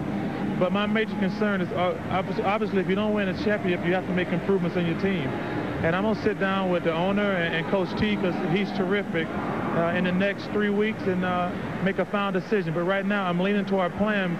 But unless you feel, at this stage of my life, if I don't feel like we can win a championship, that's no sense in playing. Could you ever envision playing for another team if that's what it came down to? Not really, because I got 3 houses, and it's such a pain to keep buying houses in different states. I got to slow down and try to find. I'm getting ready to build a house in Phoenix, and that's where I want to live eventually. But I got 1 year, like you say, left on my contract, and I don't plan unless they trade me. But I feel like I got a no-trade clause at 34, the way I've been played the last couple of games of that series. I don't think about a trade for me anyway. Yeah, we look at the 4 superstars in the NBA. It has to be yourself and Patrick Ewing, and here's Stockton and Malone, guys who have had Hall of Fame careers but haven't won NBA titles. What is that like? Can you put us in their shoes here? Well, I think it's very frustrating because I don't think about it. And I know John and Carl don't think about Patrick, but people ask you about it to make you think about it. You know, it's very frustrating, but we just never been on the best team. Okay, Charles, thanks for joining us. Looking forward to seeing you at some more WNBA games. Thank you. This summer. And when we return, we'll head to our nation's capital for a preview of the U.S. Open Golf Championship. But first, a message from Prudential and a word from the NBA. 2 winters ago, we had a very severe winter out here. I had some ice damming. I called my agent. Within 48 hours, I had someone here in the driveway estimating the damage and cutting me a check. We were very, very happy. Prudential really came through for us. They were there. This is the garage door that was changed during that ice storm. My 64.5 Mustang's in here. It's a classic. So I figured I'd put it under the rock also.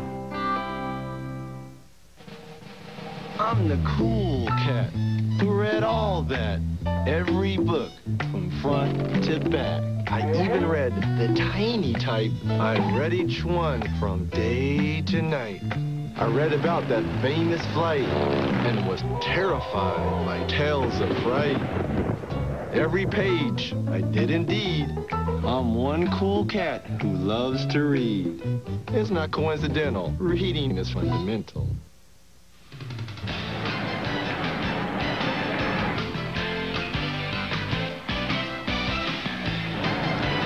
Welcome back. Even as the biggest event in basketball plays out over the next several days, the biggest event in golf gets underway tomorrow.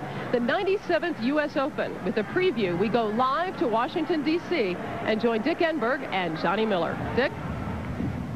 Thank you, Hannah. I'm here with the distinguished representative from the Beehive State. When Russell hit that slam at the end of the half, we had to pull him out of the trees. Well, sorry, Michael Jordan. Go Jazz. I love the Jazz. Well, here in the nation's capital, for over 70 years, presidents and government leaders have found refuge here. This Congressional Country Club, it's 15 miles from the nation's capital. The opening round, U.S. Open tomorrow. It'll be a severe test. Par is 70, over 7,200 yards. It's the longest test in U.S. Open history. And for the first time in 88 years, it will feature a unique finish, a par 3, the water-surrounded 190-yard 18th. The rough is thick and tormenting, 6 inches, ready to punish any errant drive. The star-studded field of 156 golfers has been deep in preparation for the past 3 days, many seeking a first Open title, including Davis Love III, after a near miss last year, measuring his strategy for this Grand Slam event. 4-time champion Jack Nicklaus in a relaxed mood as he readies for a record 41st Open appearance. And number 1 in the world, Greg Norman, seeking a coveted first U.S. Open title. Well, my outlook is very good. I think right now we have a golf course that's going to be as difficult as we've ever played for U.S. Open. Purely length, but one thing you got to remember, don't let the golf course intimidate you. Let you just go out there, play your game, do the best you can, and see what happens, like they do in the NBA and any other sport. You just go play and enjoy yourself. Golf's 21-year-old phenom Tiger Woods, the record-setting Masters winner, has his game plan well defined. I came here for a reason. I came to Congressional for a reason. I came here to try and win. And I'm going to do everything in my power to try and win. I have to keep my focus. I have to keep my level of intensity up. I got to keep the distractions down so I can go out there and have complete peace of mind when I play, so I can focus on my goal. The world will be watching, and many feel that he can win the second leg of golf's Grand Slam. What do you feel?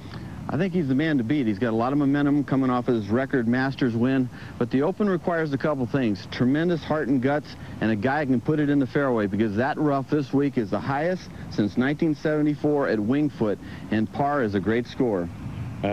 Tough competition as well. No doubt about it. There's a lot of veteran players. They want to take that mantle away from the Tiger Woods era, so this could be the most exciting U.S. Open in Open history.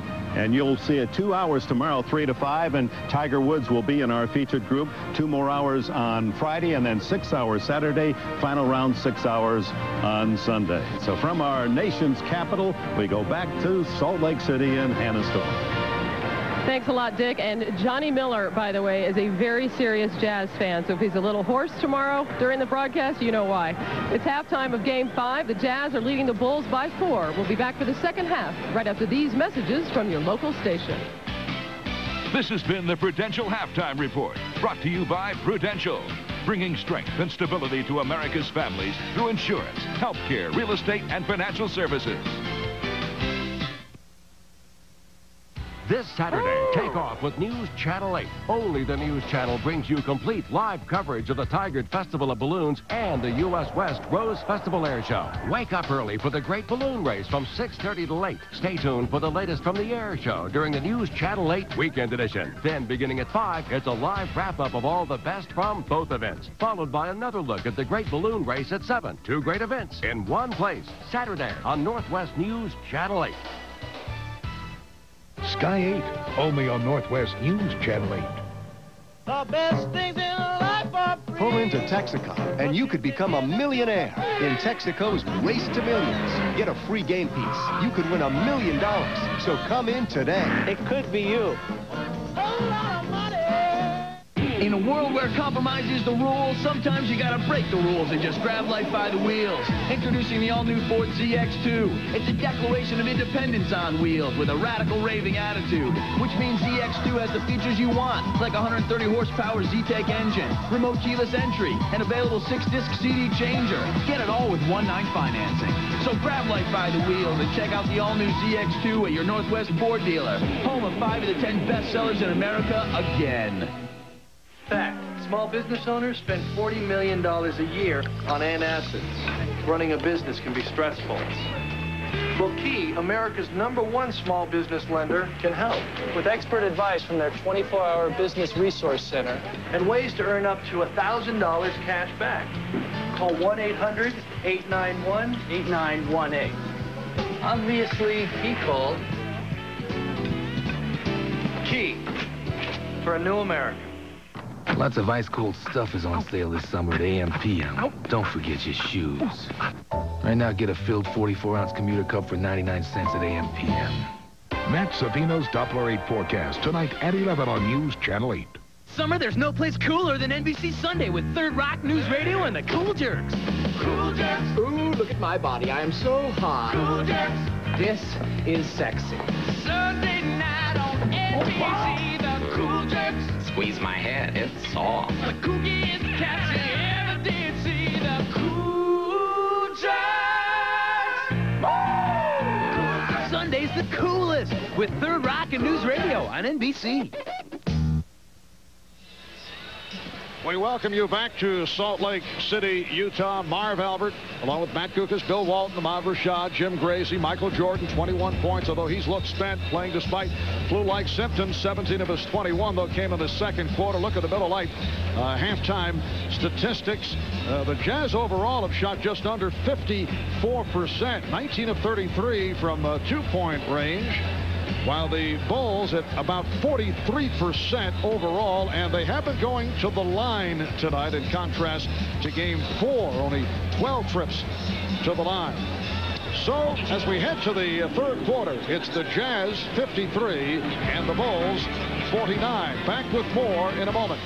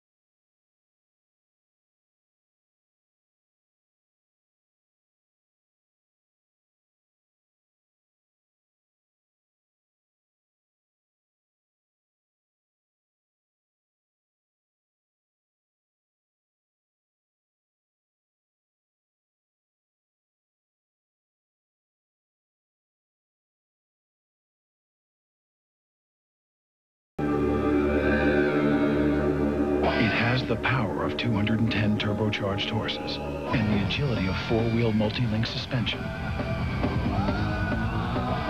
The 1997 Mitsubishi Eclipse GST. It makes waves. The Eclipse Spider, Mirage, and 3000 GT, the family of sports cars from Mitsubishi, built for living. They come from all corners of the globe, sharing one common vision, seeking one universal goal. For a summer fortnight, witness the brilliance of the world's great champions in tennis's ultimate test of excellence. Wimbledon. Coverage begins June 28th on NBC. Ahmad Rashad back at the Delta Center. A little update on Michael Jordan as he walked by me coming out to warm up for the second half. I asked him how he felt, and it was the first time I had seen a smile on his face, but the smile was looking back at me like, are you kidding? I am really sick. I asked Chip Shaver, the trainer. He said he's exhausted, totally dehydrated, and a little bit out of it. Let's go down to Jim Gray. All right, thanks, Ahmad. Well, I'm told by the Jazz players that Jerry Sloan really threw a tirade at halftime, screaming at them, unhappy that they were up 16 and then lost the lead. Said we need more defense, transition, keep them off the boards. Says we match the aggression and intensity of Pippen and Jordan. That's why they're going to the foul line.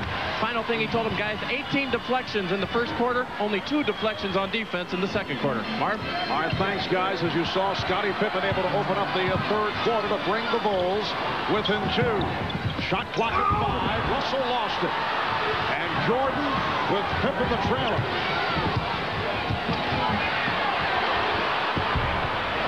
Poster tag on the box out with rebound number 9. Shaky fast break by Michael. The Bulls there actually rearranged his shot while in the air. It was the fast break of Chicago, which was so good in the second quarter. And Brian Russell able to knock down a 3.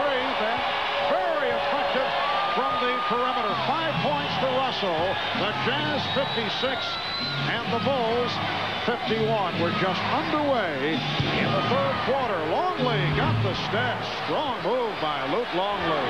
Luke Longley just in too deep. He's got a good left hand. Ostertag cannot relax. He's done that a number of times. Utah by 3. Malone with Russell. Ostertag up front. Here's Malone getting inside. Karl Malone with 15. Marv, in the first half, a lot of great numbers for Utah. Turnovers and fouls killed them, but Karl Malone has got to stay in the game. Malone picked up a third foul and sat out a good portion of the second quarter. Shot clock down to 5. Pippen played by Hornacek. Yes. Scottie Pippen has 12. The Jazz up by 3. Michael Jordan staying on the periphery now in the opening minutes. Remember, in Game 4, 0 for 4 for Jordan in the third quarter. Only 2 points in the third quarter of Game 3. So this is when whatever altitude, fatigue, whatever has gotten to Michael. And Dennis Rodman continues to have his problems with Karl Malone. That was foul number 3 on Rodman. Jordan turns in, misses that turnaround jumper. says, my fault, my fault.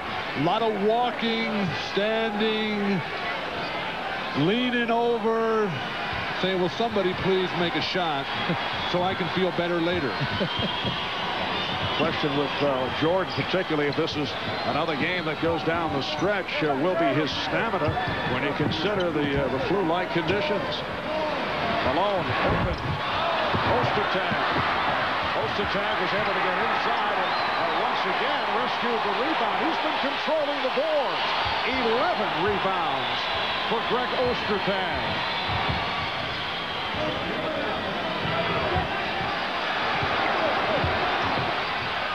Hornacek, yes. Well, Dennis Rodman needed help with Malone. Jordan sensed it and gambled, leaving Hornacek alone, and the gamble did not pay off. But Utah's standing. They're not cutting. They're not setting the screens, and Harper's doing a much better job on John Stockton in the third here. Oh, the tip by Longley. And Luke Longley is 4 of 4 from the field. He has 18 points. And one stretch in the first half, Utah led by as many as 16. They had a 14-1 spurt in the first quarter. Chicago came roaring back with a 25-8 run in the second. Hornacek rebounded by Pippen. Oh, the crowd looking for the traveling violation. Not even close to traveling. And Pippen goes all the way. Rebounded by Malone and hands right to Stockton.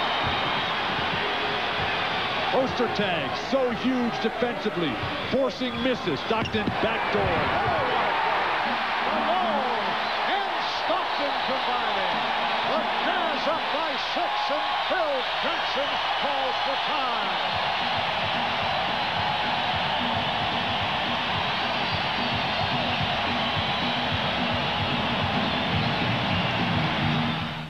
The finals continue. Game 6, Friday, 9 Eastern, 6 Pacific on NBC. Nelson reunion? Presenting a new family of cars for 1997 from a new era at Mitsubishi. Nelson family. A wide range of rugged sport utility vehicles. The Nelson?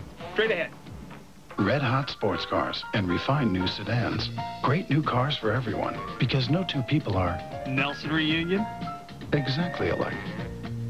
The new family of cars from Mitsubishi, built for living. Hello, Pizza Hut. How much is one of your new pizzas? $8.99. I want pepperoni. With pepperoni. $8.99. Sausage. Pepperoni and sausage. $8.99. Peppers. Pepperoni sausage. And pepper. $8.99. Mushroom. Pepper. $8.99. $8.99. Mushrooms, that's $8.99. Now you can get one of our totally new medium pizzas for just $8.99. Topped any way you want. How much for a second? Just $5. Any medium, $8.99. Second one, $5 more. We were on vacation. Oh, your sunglasses. When we realized you were sitting on a gold mine. Rubber sunglasses. Too bad none of the stores saw it that way. So, any more bright ideas? Actually, yes. I can see clear. Our own website. And before we knew it, we were selling shades to everyone under the sun. Open a storefront on the internet with the most powerful network in the world. The NBA on NBC is brought to you by AT&T. It's all within your reach. By Microsoft Software. Where do you want to go today? And by the 97 Mitsubishi Eclipse, the sports car that makes waves, built for living. Once again, we'd like to thank the folks at Miller Brewing for the outstanding views we've been getting here in Utah from the Miller Eagle. The Eagle, an airplane developed by Miller to be a unique new eye in the sky on sports television. Well, when the ball goes into Karl Malone, at least once a game, John Stockton gets one of these right to the basket. Ron Harper gets on the wrong side, anticipating split, tries to hold on. The perfect pass, and John Stockton with the finish. And remember what Barkley said at the half, that Stockton can beat you in so many different ways. Change your pace, change your direction. The ball right on the money, perfect pass, and the big four all delivering tonight. Scottie Pippen, I think, in the third quarter has been spectacular in the post. They should come back there. And you look at the plus-minus for Karl Malone when he's in the game. The Utah Jazz have been unbeatable. Oh, there's Dennis Rodman with his first field goal in 3 games. And his first offensive rebound in this one. The Jazz 63, the Bulls 59. 7.5 remaining in the 3rd quarter. Back for Dennis Rodman, his first field goal attempt of the night. Karl Malone not able to hit the outside shot.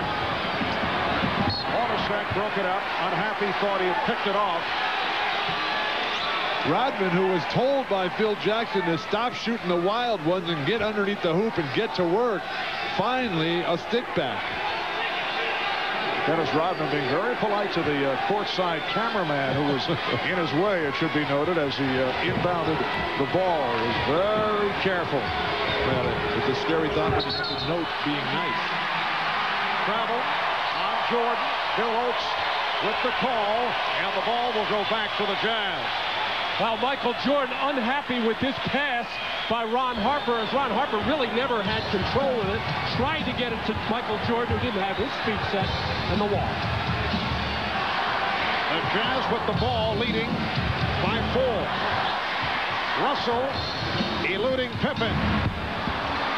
Rodman very active here in the 3rd quarter. And the Jazz not able to get to their offensive glass. Ostertag was great. Karl Malone's got the 3 fouls. Has to play very smart here. Nice pass. Jordan to the cutting Longley. And the Utah lead is down to 2. Oh, the best job by Luke Longley all series long of moving without the ball. When the double team comes, finding that lane, finding the open seam, and finishing. And Longley 5 of 5. He has 10 points. A mean foul against the Bulls. It's on Harper, his 3rd. Karl Malone coming to double team, and Rodman just did a good enough job of getting in the way of Greg Foster to enable Luke Longley to find that opening. Correction on that foul. It's Rodman, not Harper, so that's 4 on Rodman. When Stockton runs that UCLA high post cutoff from the guard, you got to step out and bump him. Rodman just tripped him, though. Highly illegal. Halfway through the 3rd quarter. Shot clock at 5. Stockton fires the 3. Kept alive by Russell. Bard, the Utah offense is not executing. Chicago's defense is pushing them out, forcing them to play one-on-one, and that's not their game. They got to pass and cut, screen away. Harper reaching in, looking for the steal, and a foul is called. Stockton's going to cut off right here. Rodman does not even touch him. Little stagger there, a little bit of acting right there. My mistake there, Dennis. Whoa, a rare moment for our friend Bill Walton. I should say a rare public moment. There are many private apologies. Thank you, Mark, for clarifying. Yes. Howard Isley has checked back in, replacing John Stockton. They double up on Hornacek, who's able to find Ostertag. Back for Hornacek. That time mistimed by Ostertag. Looking for the tip. Chicago down by 2. Jordan got the step. Jordan has tied the game at 63.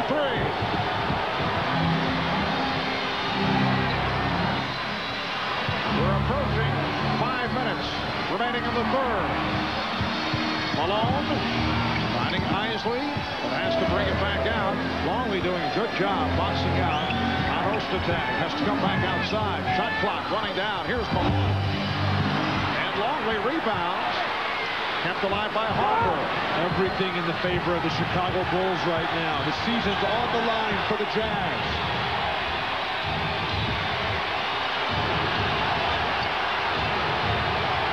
Jordan. And Russell able to lunge for that rebound. Yes, it has come down to a best-of-3 series. The Bulls still do have the home court advantage. Bulls do in Chicago. Ostertag with 11 points, and words between Karl Malone and Brian Williams. that the aftermath to the basket by Ostertag. And double technical fouls being handed out by Bill Oakes. Well, Brian Russell went up to shoot that basketball, and I think Luke Longley took his eye off it, the defender, and that left Ostertag wide open. Luke Longley, who has been playing well, falls asleep at low left of your screen. Oh, gee. Forearm shiver by Brian Williams, who evidently took exception to something before that, but I'm surprised Brian Williams did not get the worst of that. And Williams still talking to Karl Malone. Karl Malone's got to forget about all this and start playing basketball. He has not had the impact that he had early. And the technical was just called on Brian Williams. There was no technical on Malone, so Hornacek hit the tee. Karl Malone walking away as Brian Williams keeps talking. So the Jazz up by 3. And here's Williams. Ostertag again with the box out. Oh, dangerous pass by Isley was saved. Bad pass by Hornacek. Chicago's defense is so good, Marv. They can just shut you down almost at will.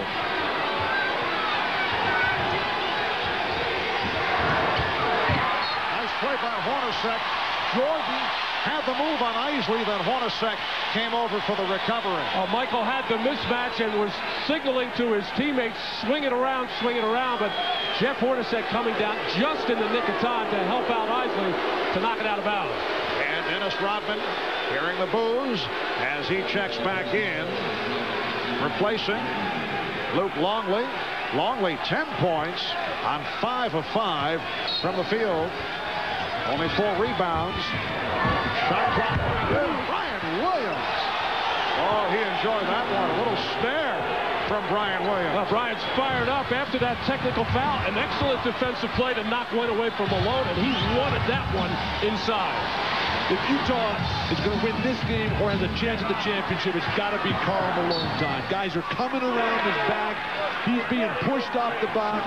He has got to get to the hoop and take over the basket area. He's not doing it in the third.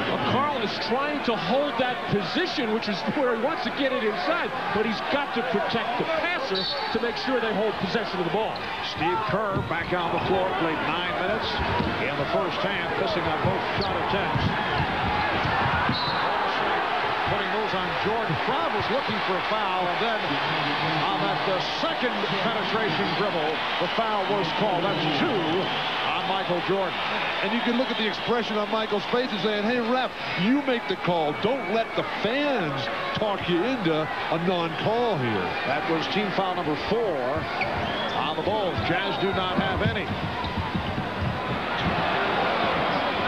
Russell for Green. Yes.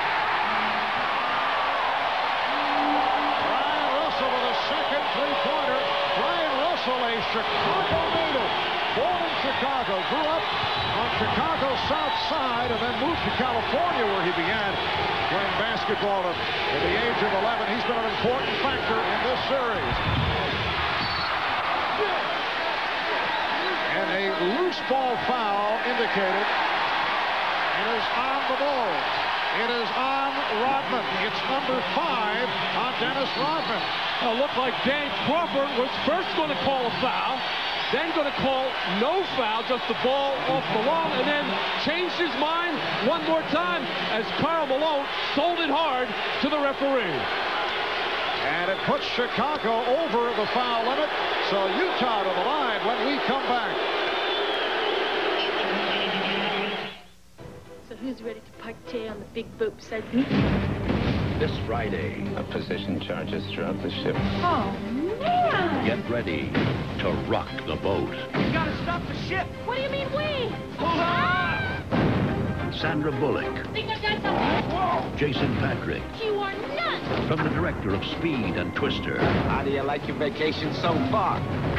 Speed 2 Cruise Control. Rated PG-13. Rush Hour hits the water Friday.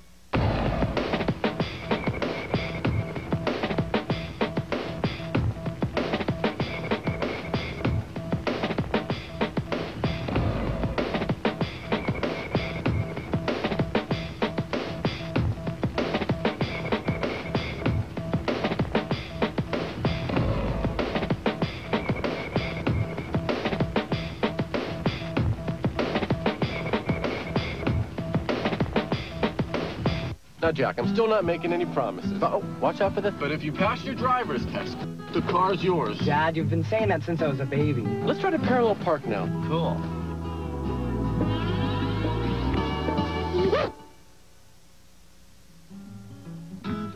The 1997 Mitsubishi Galant. Reliability other cars only dream about. The Galant, Mirage, and Diamante. The family of sedans from Mitsubishi. Built for living.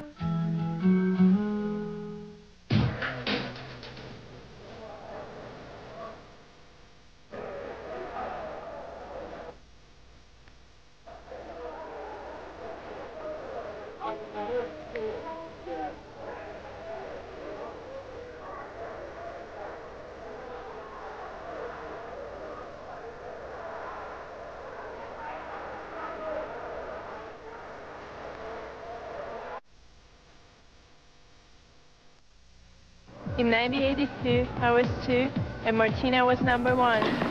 And Steffi became number 1. And Steffi was still number 1. And Steffi was number 1 again. Now I'm 16, and this Martina is number 1.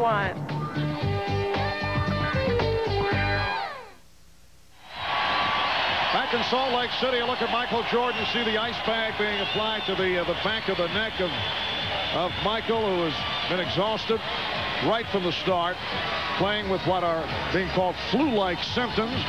Dennis Rodman just picked up a fifth foul a moment ago, and he's been playing well in this third quarter. So Rodman sitting down, replaced by Jason Caffey, making his first appearance of the night. Karl Malone is headed to the free throw line. Malone is just 1 of 3 at the line. We have 2:35 remaining in the third quarter. The Jazz up 69 to 65 in this game 5 of the best of 7 NBA Final Series. Series tied at 2. Malone missing badly on that first shot. A reminder, looking ahead on Friday, we hope you join us right here in prime time, 9 o'clock Eastern, 6 o'clock Pacific Coast time, as Michael Jordan and the Bulls go up against Karl Malone, John Stockton, and the Jazz in what could be a decisive Game 6 of this NBA Final Series right here on NBC.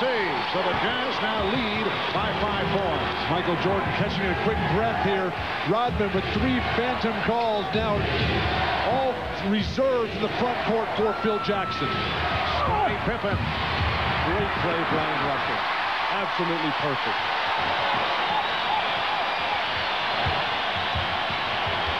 Howard Isley running the team at point guard to provide a rest for John Stockton. Caffey up on Malone a bit too aggressively, and the foul on Caffey, so Malone is headed back to the line with the Bulls over the limit. Offense for Chicago, it doesn't happen, but then Brian Russell comes over the top and taps it to himself. The second, the third effort. You gotta love those Long Beach State guys. Brian Russell, Bob Gross from the Portland Trailblazers. Oh, I knew there was a Trailblazer from the 70s tie-in somewhere along the line. Yes, Brian Russell, a second-round pick in '93 out of Long Beach State. Came up very big in the playoffs last year, in particular in the Western Conference Finals against the Sonics. The Utah Jazz have not committed a foul in this third quarter. Big reason is the Chicago Bulls have stopped attacking the basket. The Jazz 72 and the Bulls 65. 7 unanswered points for Utah. Michael Jordan on the bench getting a rest. Tony Kukoc back on the floor with Steve Kerr. Ryan Williams getting down deep. And Karl Malone rebound. Karl got away with it over the back that time. He's playing with 3 fouls. Can't give up good position to Caffey.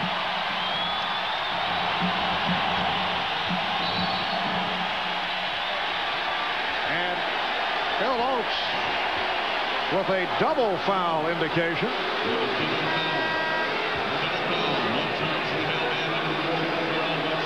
One on Malone, that is number 4, and the other on Williams for Brian Williams, his second, and Jerry Sloan pulling Karl Malone. So he sits down with 18 points, 6 rebounds, and 5 assists. Isley able to make the recovery. Minute 25 remaining in this third quarter. What a second. A quick release. Williams with the rebound. Bulls with the ball down by 7 points. Oh, this is where the Jazz fell apart last time when Karl Malone went out with foul trouble. They've got to keep their poise. And no Stockton in the game either. Scottie Pippen is fouled. And he was very fortunate. He had lost the handle, but he thought he was fouled before the call was made. Along the baseline a moment ago, the double foul called here. Caffey, his 4th foul there for Karl Malone. That's his 4th. And now he's got to sit down, I would think, until about the 10-minute mark. There's Greg Foster. Played briefly in the first half. Foster checking back in. Kukoc. Foster rebound. Just under 1 minute left in the third. Utah with the ball up by 7. And once again, they are on their feet at the Delta Center. Oh, what a move by Isley. Sprinting through, but came up with the air ball. Williams whiffed on that outlet attempt and was fortunate to recover. Chicago only 1 for its last 7 from the field. Pippen with the step. Here's Pippen drawing the foul.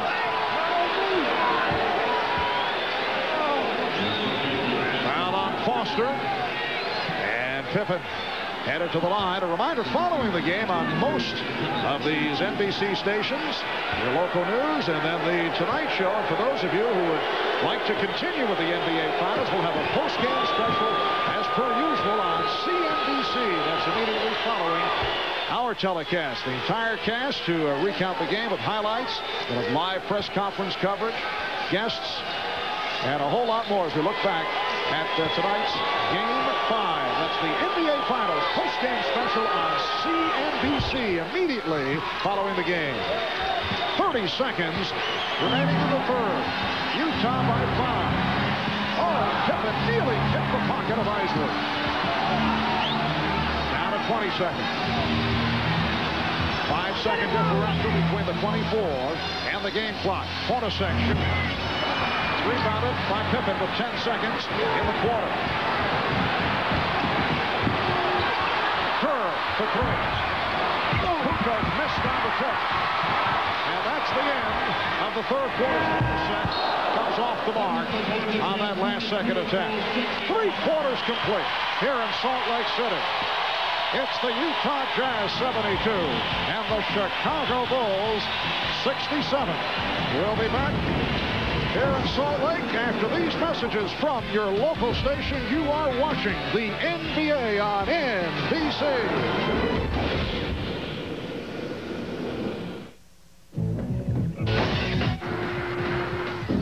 The Pepsi Stuff catalog is back, and you won't believe what's inside.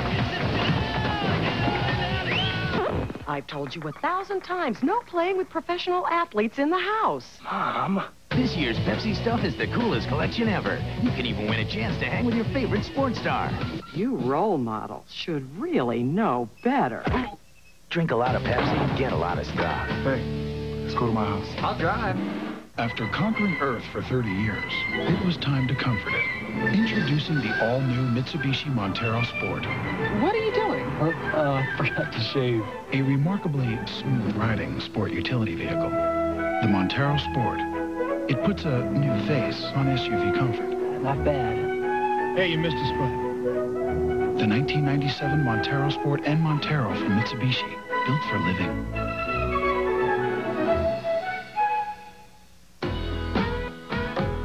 A community is more than just where you live. Together, we've got to lend a helping hand, learn something new, and give something back to those around you. When you get involved, even the smallest effort makes a big difference. Become an active part of your community. Enjoy the rewards of helping others. Team up with your community. America's most watched news magazine, Dateline, now on Monday. I come to America with only 1 pence and map of Kentucky.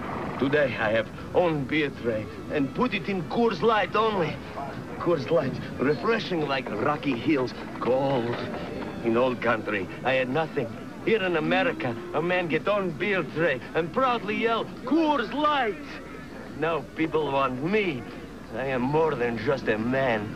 I am beer man. Listen up, ladies. Your fast break is too slow.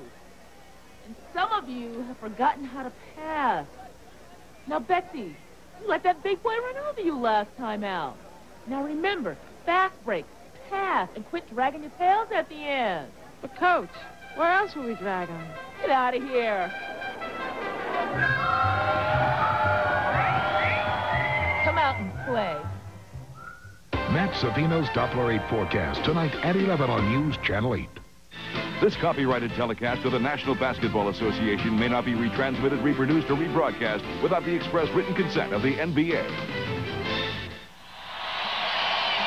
Well, as we wind down in Game 5 and head to Game 6 in Chicago, guys, many questions concerning this particular group of Chicago Bulls. Win or lose this series, and for Chicago, it's their 5th finals appearance the past 7 seasons. Well, no matter what happens tonight, Friday, or Saturday, this is still a championship caliber team. And so why change anything? I don't think there's any question that Scottie Pippen, Michael Jordan, Phil Jackson will be back. However, Dennis Rodman will not be. If your motivation is money, you break it up now and you start looking. If your motivation is to keep something special going, let them play as long as they want. They're all willing to play on one-year contracts. And I just think that this team, with the exception of Dennis Rodman, will be back primarily intact next year. And as the 4th quarter gets underway, Brian Williams called for the foul. But still many questions concerning Phil Jackson, who has made it clear that he would accept a one-year deal once again, although there's been so much speculation about that, and Michael Jordan and Scottie Pippen. Well, I think Phil Jackson wants to ride it out as long as Michael Jordan primarily is part of the Bulls, and as long as Jordan and Jackson are there, that means Scottie Pippen will be there. There's only one other coaching job open, that's the Vancouver Grizzlies, who supposedly have an offer out to Phil. I don't see him taking that under any conditions. I see him taking a year off before he does that. He'll be back in Chicago. But still, there is the question concerning Michael Jordan. Could he be playing his final games as a member of the Chicago Bulls? We're talking win or lose here. Ryan Williams tying it up with Antoine Carr. The Jazz up 74 to 67. This man, Michael Jordan, is still the best player in basketball. He's on top of his game. He is so sick right now. He'd love to be lying down in a bed somewhere, and he's still playing well, although had a very quiet 3rd quarter. Chicago's missed 7 of their last 8 shot attempts. Reach-in foul charged to Greg Foster. The Chicago Bulls have been in a 2-2 position in the NBA Finals just once during their previous 4 title runs. That was back in '92 against Portland. And they went out to beat the Blazers 4 games to 2. That was their 2nd of 4 titles. It is 2-2 right now in this game number 5 as Michael Jordan cuts it to a 5-point Jazz lead. Game 6 coming up in Chicago on Friday here on NBC starting 9 o'clock Eastern. Game 7, if necessary, in Chicago on Sunday night. Chris Mars back on the floor. Had some good moments earlier. Not there, though. Coming up short. But he's willing to take shots. And right now, some of these guys from Utah are tightening up a bit. How long are you going to go with Karl Malone on the bench? He's looking up at Jerry Sloan and saying, put me in there, coach. Malone playing with 4 fouls. So he's been sitting here at the start of the 4th quarter. Antoine Carr. And here is Chris Mars. and that'll buy Karl Malone another 30 seconds or another minute of rest. Time and score will dictate when Karl Malone comes back in. Chris Mars with 11 points off the bench. Jordan, yes, the Jazz 77 and the Bulls 71 with 2 minutes gone by in the 4th quarter. You're talking about him leaving Marv and not playing anymore? He's having the time of his life out there. Well, we talked about that with him the other day, and I said, could you actually sit out next year? He claimed he could. Whether he's just positioning, we don't know. Jordan with the rebound. Jordan pops it down to Kukoc. Kukoc for three. Yes. Well, of course, this is not as much fun as baseball. No way. The Jazz leading by 3. Well, Tony Kukoc might as well only take three-point shots. That's all he's made in the last 2 games for Chicago. Horrible pass broken up. And Pippen able to come up with it on the deflection. Jordan fires for 3. Yes. And he's tied the game at 77. And he did it in casual form. And you can see how exhausted Michael Jordan is. No reaction after the shot. Just happy to go to the bench as timeout is called.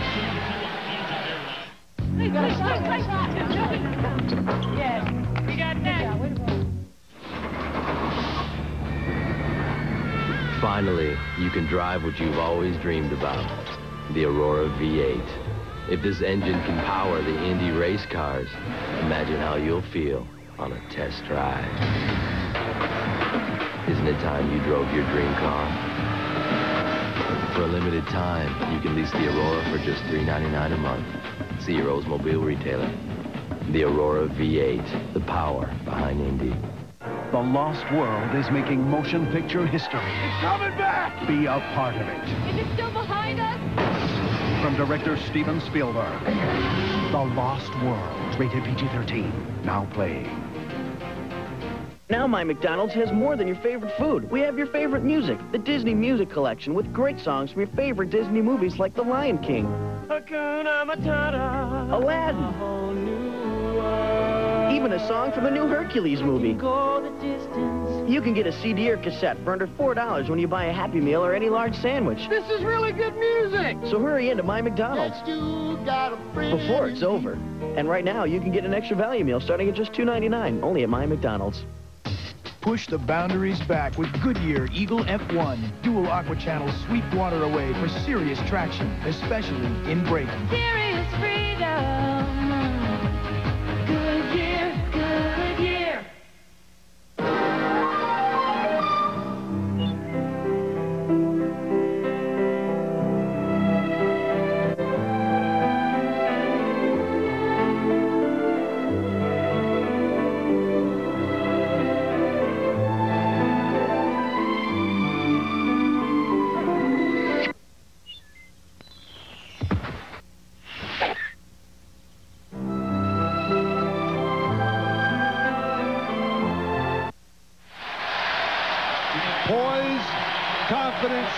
Discipline, the exchange between Pippen and Jordan.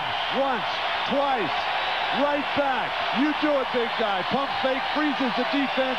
The jumper, net.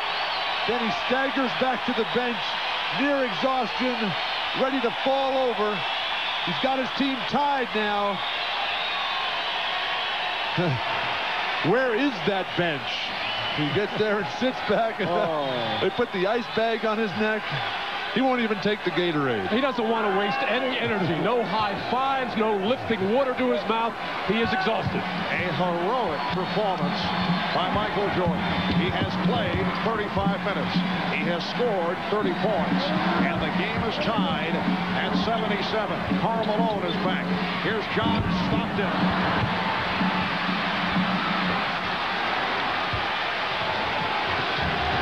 Chicago can recapture the lead. Utah has led by as many as 16. The Bulls at one point led by 1. Russell on Jordan. Anderson cheating over. Shot clock at 7. Jordan shooting. Yes. Chicago 79 and Utah 77. It was his burst of speed to get to the position that set it all up, and then he just outweighted Russell facial. Where's Karl Malone? Ball played by Williams. illegal defense for the first time against the Bulls. Well, here's this cut across by Michael, getting open, wants to really drive, but not a good enough spacing by the rest of the Chicago Bulls, but just that little shake was able to get Brian Russell on his heels. Michael just laboring to get back to that defensive end, is trying to get to the finish line. Brian Williams poked it away. Bulls have outscored the Jazz 12-5 in this fourth quarter. Jordan with 9 of those 12 points. Kukoc coming out to help on a double. Russell for 3. Brian Russell with his third three-pointer, and Kerr and Stockton became entangled. They've had a very physical matchup these past couple of games. John Stockton and Steve Kerr, as Kerr got his marching orders from Phil Jackson to be more physical. And that's very tough against the little John Stockton. All Kerr could do was take Stockton down. And double technicals called on Stockton and Kerr. These two guys go back quite some time. John Stockton played at Gonzaga, had a terrific career. That's a reach-in foul. Hugh Evans with the call on Hornacek. And Steve Kerr was recruited by Gonzaga. Went out to work out at Gonzaga against John Stockton and changed his mind. Well, Ended up going to Arizona, yes. Stockton torched him there. Steve coming out of the Los Angeles area, Pacific Palisades. Then he gets up there on the recruiting tryout trip and was embarrassed. Jordan for 3. Kukoc able to hustle it down and find it. Really nice shot, Tony Kukoc. And then Kukoc deflected it out of bounds. Chicago appearing to have the same problems they had in the fourth quarter of Game 4, relying so much on Michael Jordan when the other players get the opportunity, unable to deliver. Stockton with the step to set it up for Hornacek. Post attack with the rebound. And last touch by the Bulls. It will be Utah ball. We have 7 minutes remaining of the fourth quarter. The Jazz up by 1. Small front line for Chicago can get beaten on the offensive glass. Brian Williams, Jordan, and Pippen are going to have to do most of the rebounding. And a foul on Kukoc.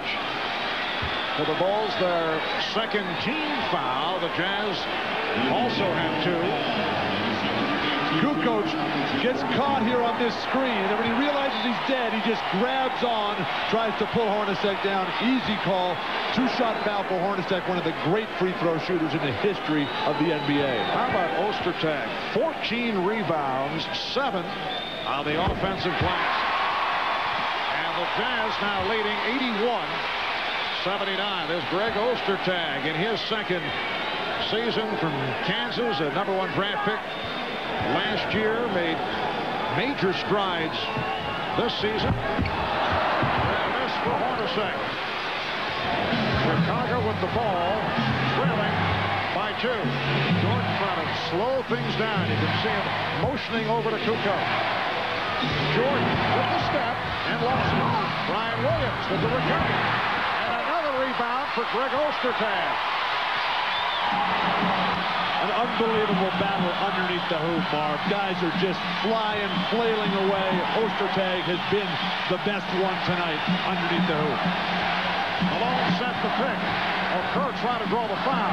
Williams broke up the pass. Shot clock at 3. Russell from 3. And Stockton able to reach for it. They get the new 24. Ostertag continues to do damage to Chicago on the offensive glass, keeping balls alive. Hornacek passed on the 3 and lost it. Here comes Pippen protecting the dribble, spinning his way, and fouled by Russell. Brian Russell committing his second, just under 6 minutes remaining. In the fourth, timeout taken, the Jazz up by 2. They're going to build it. 10, 9. Who gets to go? 8, 7, From Carl Sagan, the Pulitzer Prize-winning author, 6, and Robert Zemeckis, 5, the Academy Award-winning director of Forrest Gump. You're willing to give your life. A journey 4, into the heart of the universe. 3, Jodie Foster, 2, Matthew McConaughey. 1. We are not alone. Contact, rated PG, departs July 11th.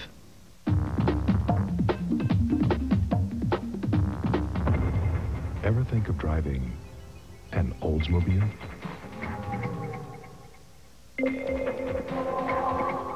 You will. The all-new Cutlass. Redesigned. Re-engineered. Totally rethought.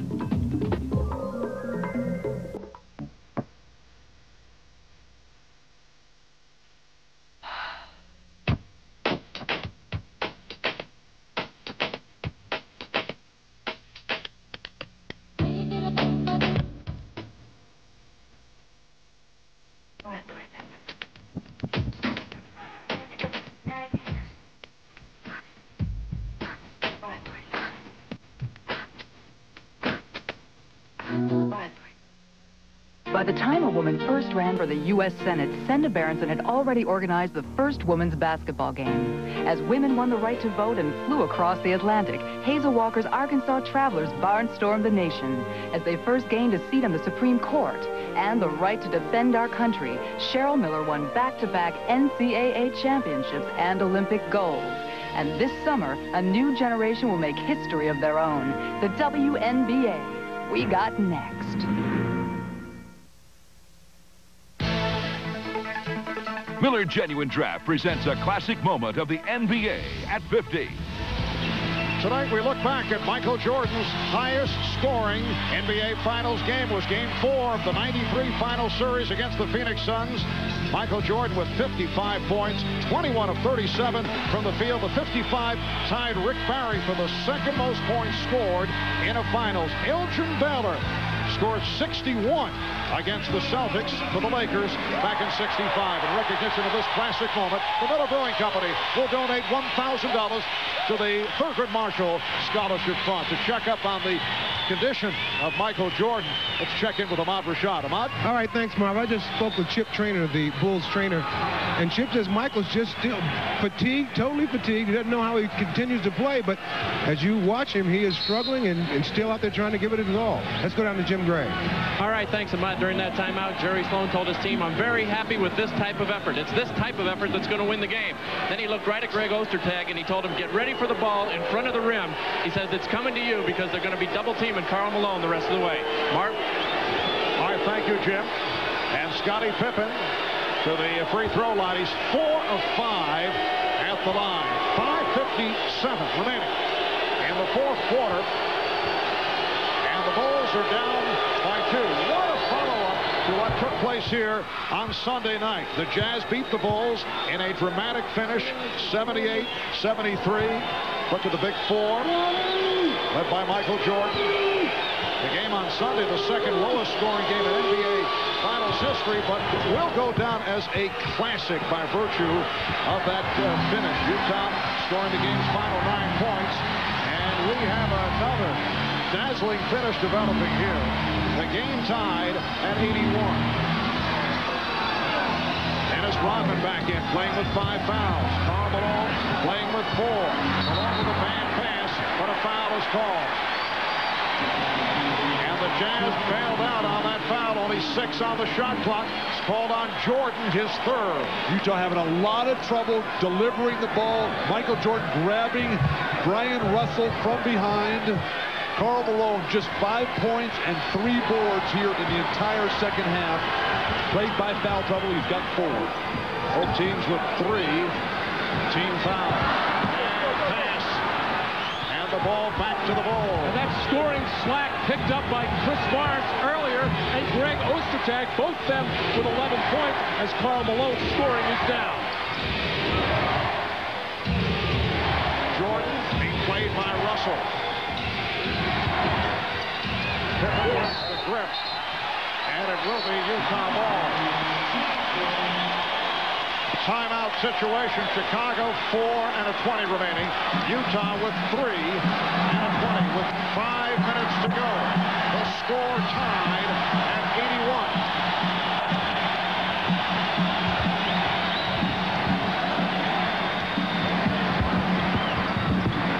Russell to the fairway. Ostertag could not get to it. That was Jim Gray's report. You got to get the ball into Ostertag's house and Ostertag's hands in the front of the rim. As soon as I learn how to talk and think at the same time, we can move on with this game. Rodman setting up at the high post, finding Jordan. Rebounded by Malone.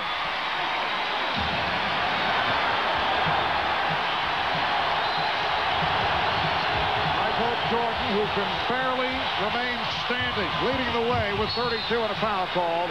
The push putting Stockton on the floor, but it's a non-shooting call.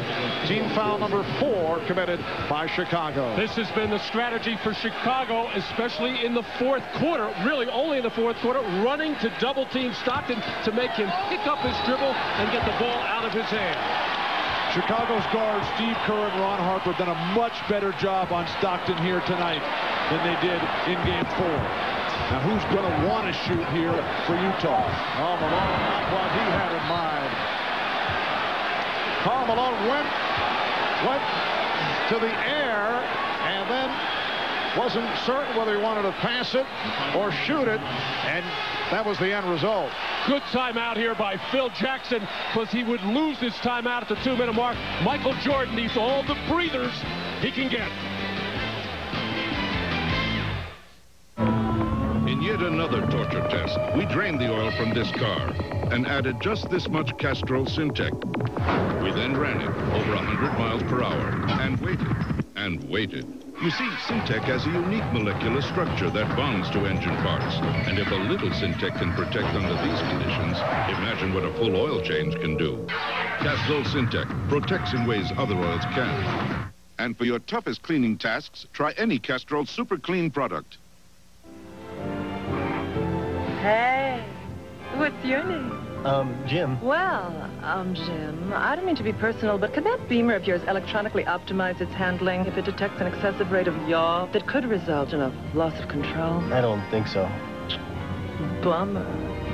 Seville STS with StabiliTrack, so advanced it can actually steer you back on track if you start to lose control. Bye-bye, Jim. Yaw? Wise. I can't believe they went with the frogs. Louis. Our audition was flawless. Louis. We did the look. Huh?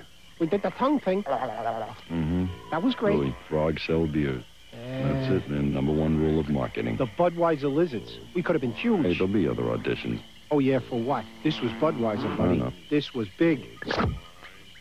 Those frogs are gonna pay. Let it go, Louis. Let it go. Later on the Tonight Show, this is one for the record books with Batman and Robin's Chris O'Donnell and Ahmad Rashad at the NBA Finals with a mailman, Newman, who teams up with Steve Young.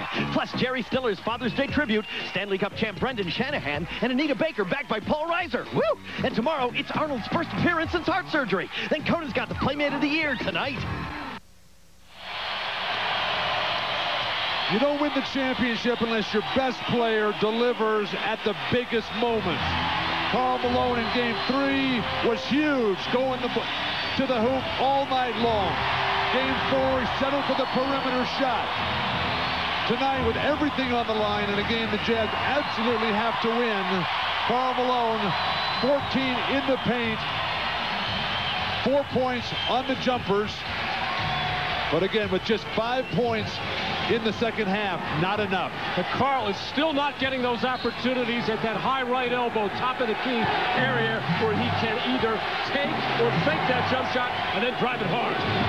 The game tied at 81.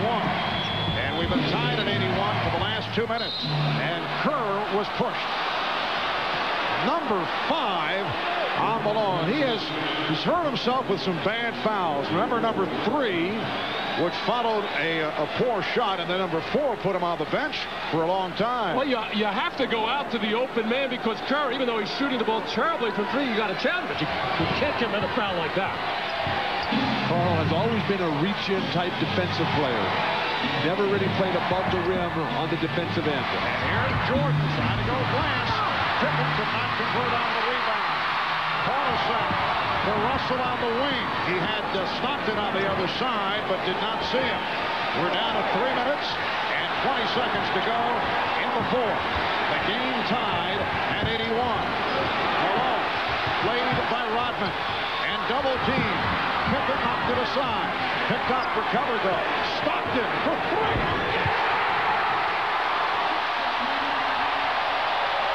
Same exact spot that he hit that enormous three-pointer in game 4. And he just did it with 2 on the shot clock. 3-point Jazz lead. Bulls have missed their last 6 shots. Jordan, yes. But Jazz by 1 with 2 minutes and 40 seconds to go in the fourth quarter. All game long, Russell forces him left, and then he gives up an easy right-hander. Jordan is too good to allow him into the middle of the lane. Malone backing Rodman. And a foul against the Bulls, and they're upset. That is number 6 on Dennis Rodman. Well, the Chicago Bulls defense doing a good job of cutting off Ostertag on that cut to the basket when Longley goes to for the double team. Here, the loose ball, the scramble, everybody diving around, and John Stockton calmly, with just 1 second left on the shot clock, with the huge 3, and Michael Jordan on the move, beating Russell to the right, hanging in the air, and finishing that shot off. And then Karl Malone in the paint, the fadeaway on the arm, clearly by Dennis Rodman, forcing the shot to be short. And now Karl Malone again at the line with everything to be determined with these 2 foul shots. Malone is 4 of 7 at the line. You see the stats on Rodman in 23 minutes, 7 rebounds, only 1 field goal, 2 points. He's been replaced by Tony Kukoc. That's that lack of discipline we were talking about early in the game with Dennis Rodman when he picked up a couple of cheap fouls. If you get Karl Malone to take that fadeaway shot, you have to be happy. Just go up and challenge it. You never want to foul on that shot. Utah with a 2-point lead. 2:25 remaining in the fourth. The chant of MVP for Karl Malone. Oh, he barely caught the left side of the rim. Well, fading back and falling back, but he did that the other night and still made one. Karl Malone starting Tony Kukoc. This is a very difficult matchup for him. Tony, incredibly smart. Shot clock at 5, and a foul called on the Jazz. It's on Hornacek. Team foul number 5 for Utah. So both teams are now over the foul limit. And Scottie Pippen back to the line. He's 6 of 7 at the line, and he has an opportunity to tie the game. Chicago's now 18 of 26 at the line. So they certainly have their chances as opposed to the other night. You look at Scottie Pippen through this final series, up and down, playing with the bad foot. The heroic performance game 1, a little down, but that was all Michael Jordan in game 2. Game 3 comes back.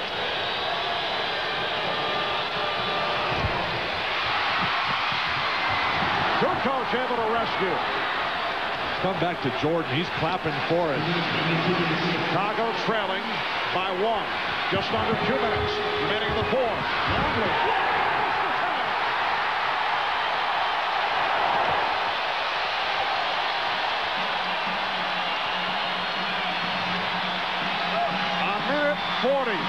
Remaining in the fourth. The Jazz with a 1-point lead. Hornacek got the step.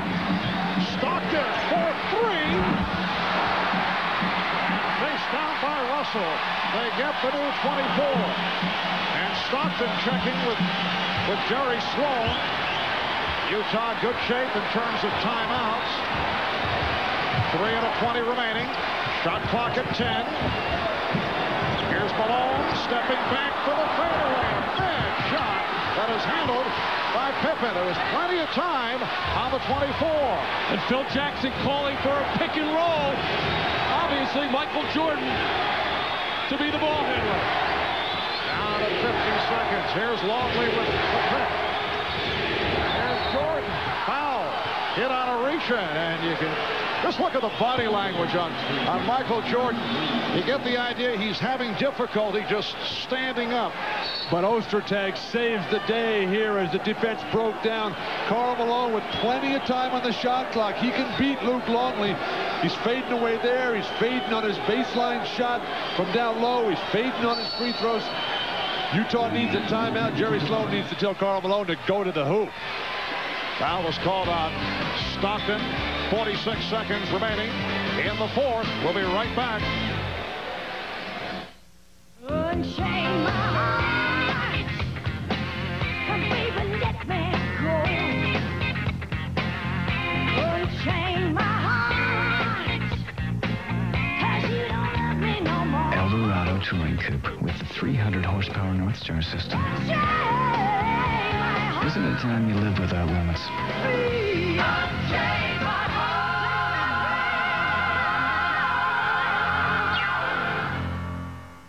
This dish is gonna change my life. I like you better already. Turn it on, turn it on. And now, I give you... Game time. Heidi?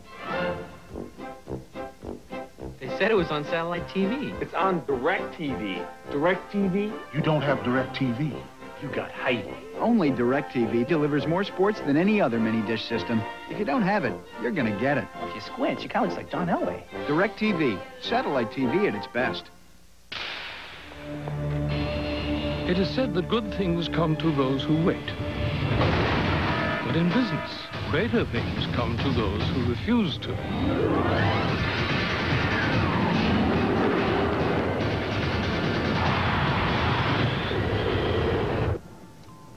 And for people like these, an incredible weapon has been created. Velo from Philips Magnavox. Windows, email, internet. The power of a computer in the palm of your hand. After his amazing Augusta win, Tiger Woods tries to become the first back-to-back Masters and U.S. Open winner in a quarter century. Join NBC for live coverage of his first round tomorrow at 3 Eastern, 12 noon Pacific. Golf's greatest championship, the U.S. Open, starting tomorrow on NBC. The NBA on NBC is brought to you by Reebok, helping athletes perform at the top of their game. By Oldsmobile and your local Oldsmobile retailers. And by Miller Genuine Draft, who reminds you it's time for a good old macro brew. Now look from overhead at the Delta Center, Salt Lake City, Utah. Marv Albert, Matt Dukas, Bill Walton, Bob Rashad, Jim Gray. Utah has won 23 straight at home, 10-0 at home in the playoffs. You see the timeouts remaining.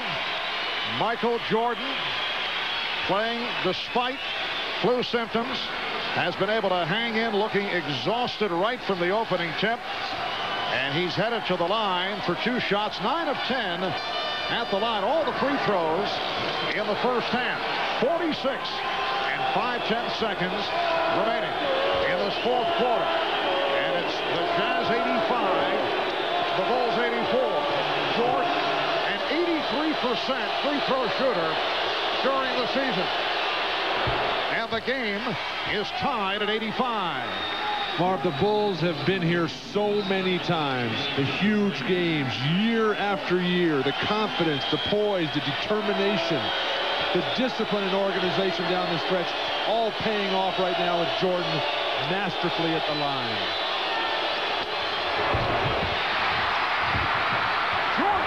Scoop up the loose ball for the possession with 40 seconds remaining. The game tied at 85.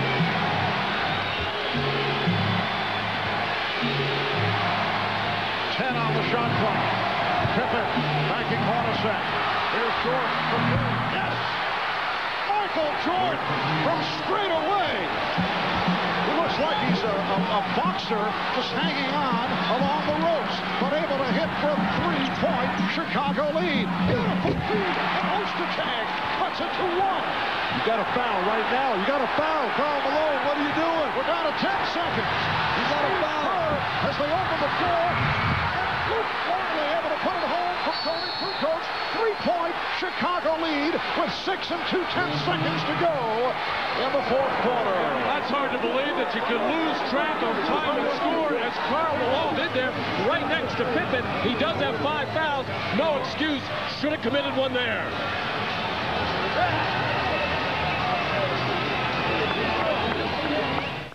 Michael Jordan on Life. Life is being judged every night on the highest court. It's standing up to competition and thirsting for more. Sometimes life is an easy layup. Unless, of course, you can dunk. Life is about winning. Life is about loss. Life is knowing the toughest competition you ever face is yourself. Life is a sport.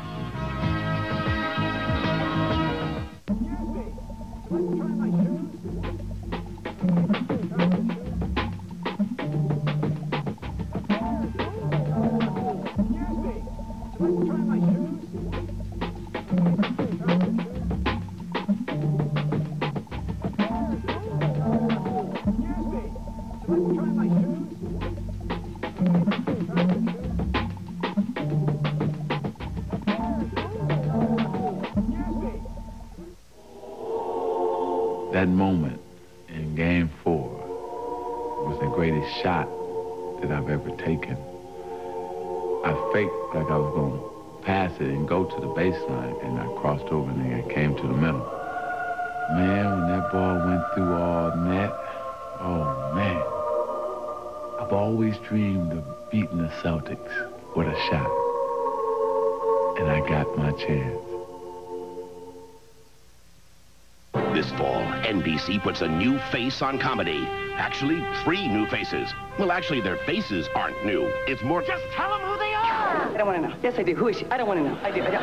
Kirstie Alley, Tony Danza, and what's her name? Hello? Jenny McCarthy. 3 comedies that'll make the other networks say... Michael Jordan playing on heart and spirit. The missed free throw here. Everybody's standing there. And then the furthest guy from the ball, Michael Jordan, comes up with it. And then he backs it out. They post up Scotty. And then for no reason, they double team Scotty down low and leaving Michael Jordan. He knocks down this 3, gives him the huge lead. And then the total exhaustion on the bench. Michael Jordan sucking air, got the back massage from Scottie Pippen. I think Chicago just fouls right here, makes it a free throw game the rest of the way. Down to 6 2/10 seconds remaining in this fourth quarter. Here's the 3-point attempt. Now Stockton trying to back it up, and we get a whistle of 2/10 of a second remaining. Now both teams are over the limit, and the foul is called on the Bulls. So Utah to the line, foul on Pippen. And the strategy here is obvious. The Bulls up by 3. You got to hit the first and purposely miss the second and hope for the best. And you can't score on a tip, but I was thinking Chicago would foul on the inbounds pass to give up the free throws rather than give Stockton or Hornacek or Russell a look at a three-pointer. I think you got to come with Ostertag, the height here, to tip over the top on a miss.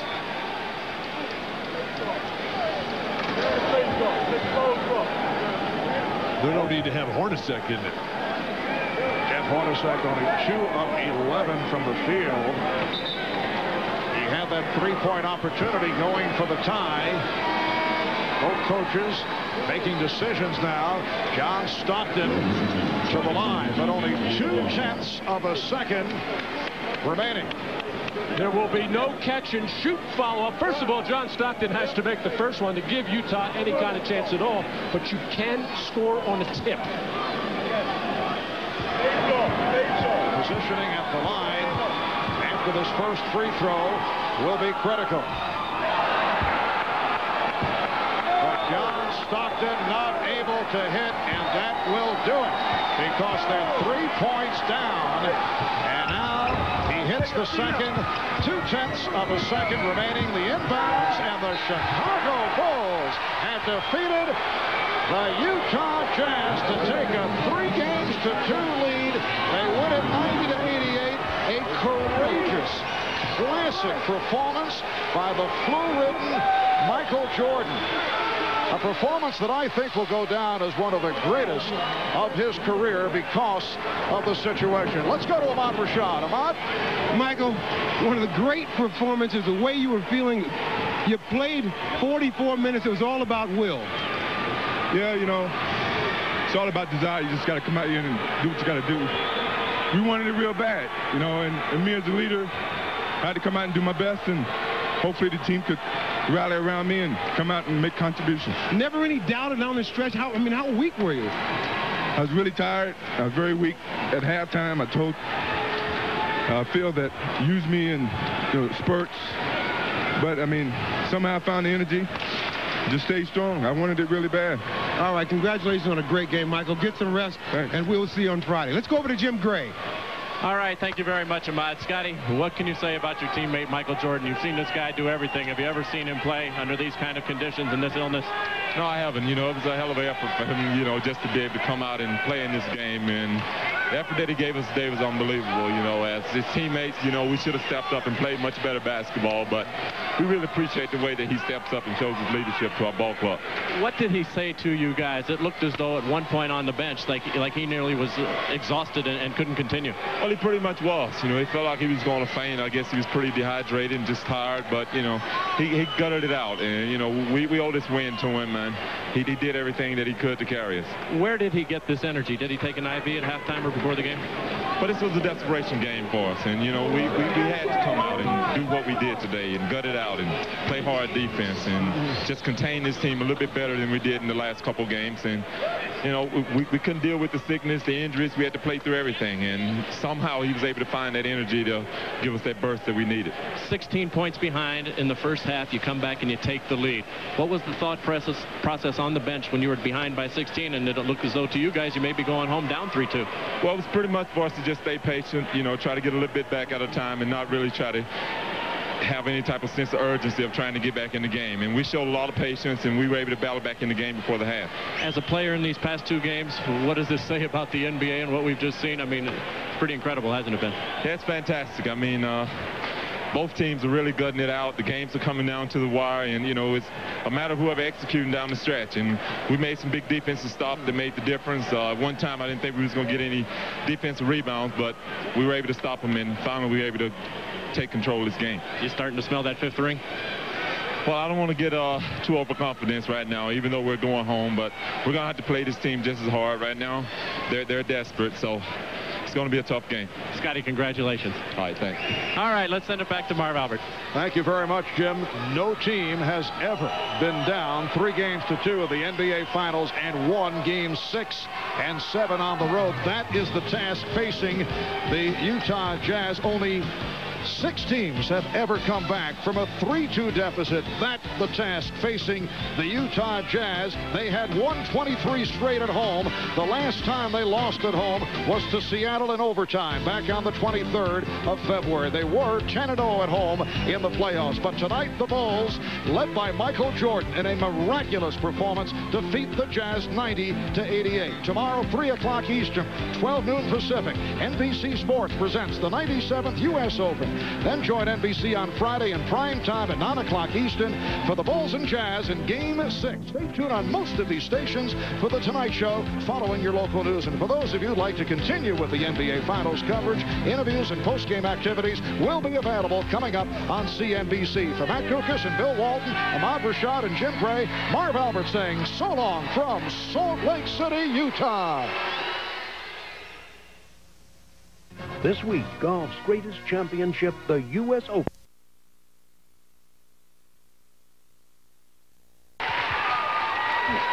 Thank you. What can we say about our Bulls? What can we say? Do we love them?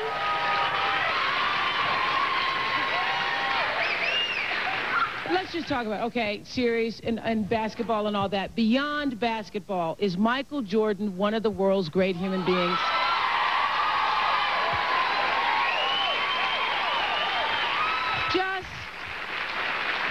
I know all the guys, everybody who loves sports in the series and the whole thing, and now that that's all done, that's fine for everybody. But I just want to say, what he has shown us through this series is that you can just aspire to greatness. He has demonstrated greatness over and over again. All of y'all who called in sick today for the telephone company, because your toe is hurting and it might get a little sore. I mean, just what he has shown us. Playing in that game the other day, Michael, we love you. We love the Bulls, but Michael, we love you. Thank you for being an inspiration. Showing us what greatness is. Thank you. Okay, for years it was a favorite Saturday night guessing game. Is it a he? For an unforgettable night. The greatest basketball player that's ever lived, from his high school basketball team. Some great inspirational stories come you that you aren't good enough. Some of America's most famous faces suffered big-time rejection before they were able to try them. We know who that is.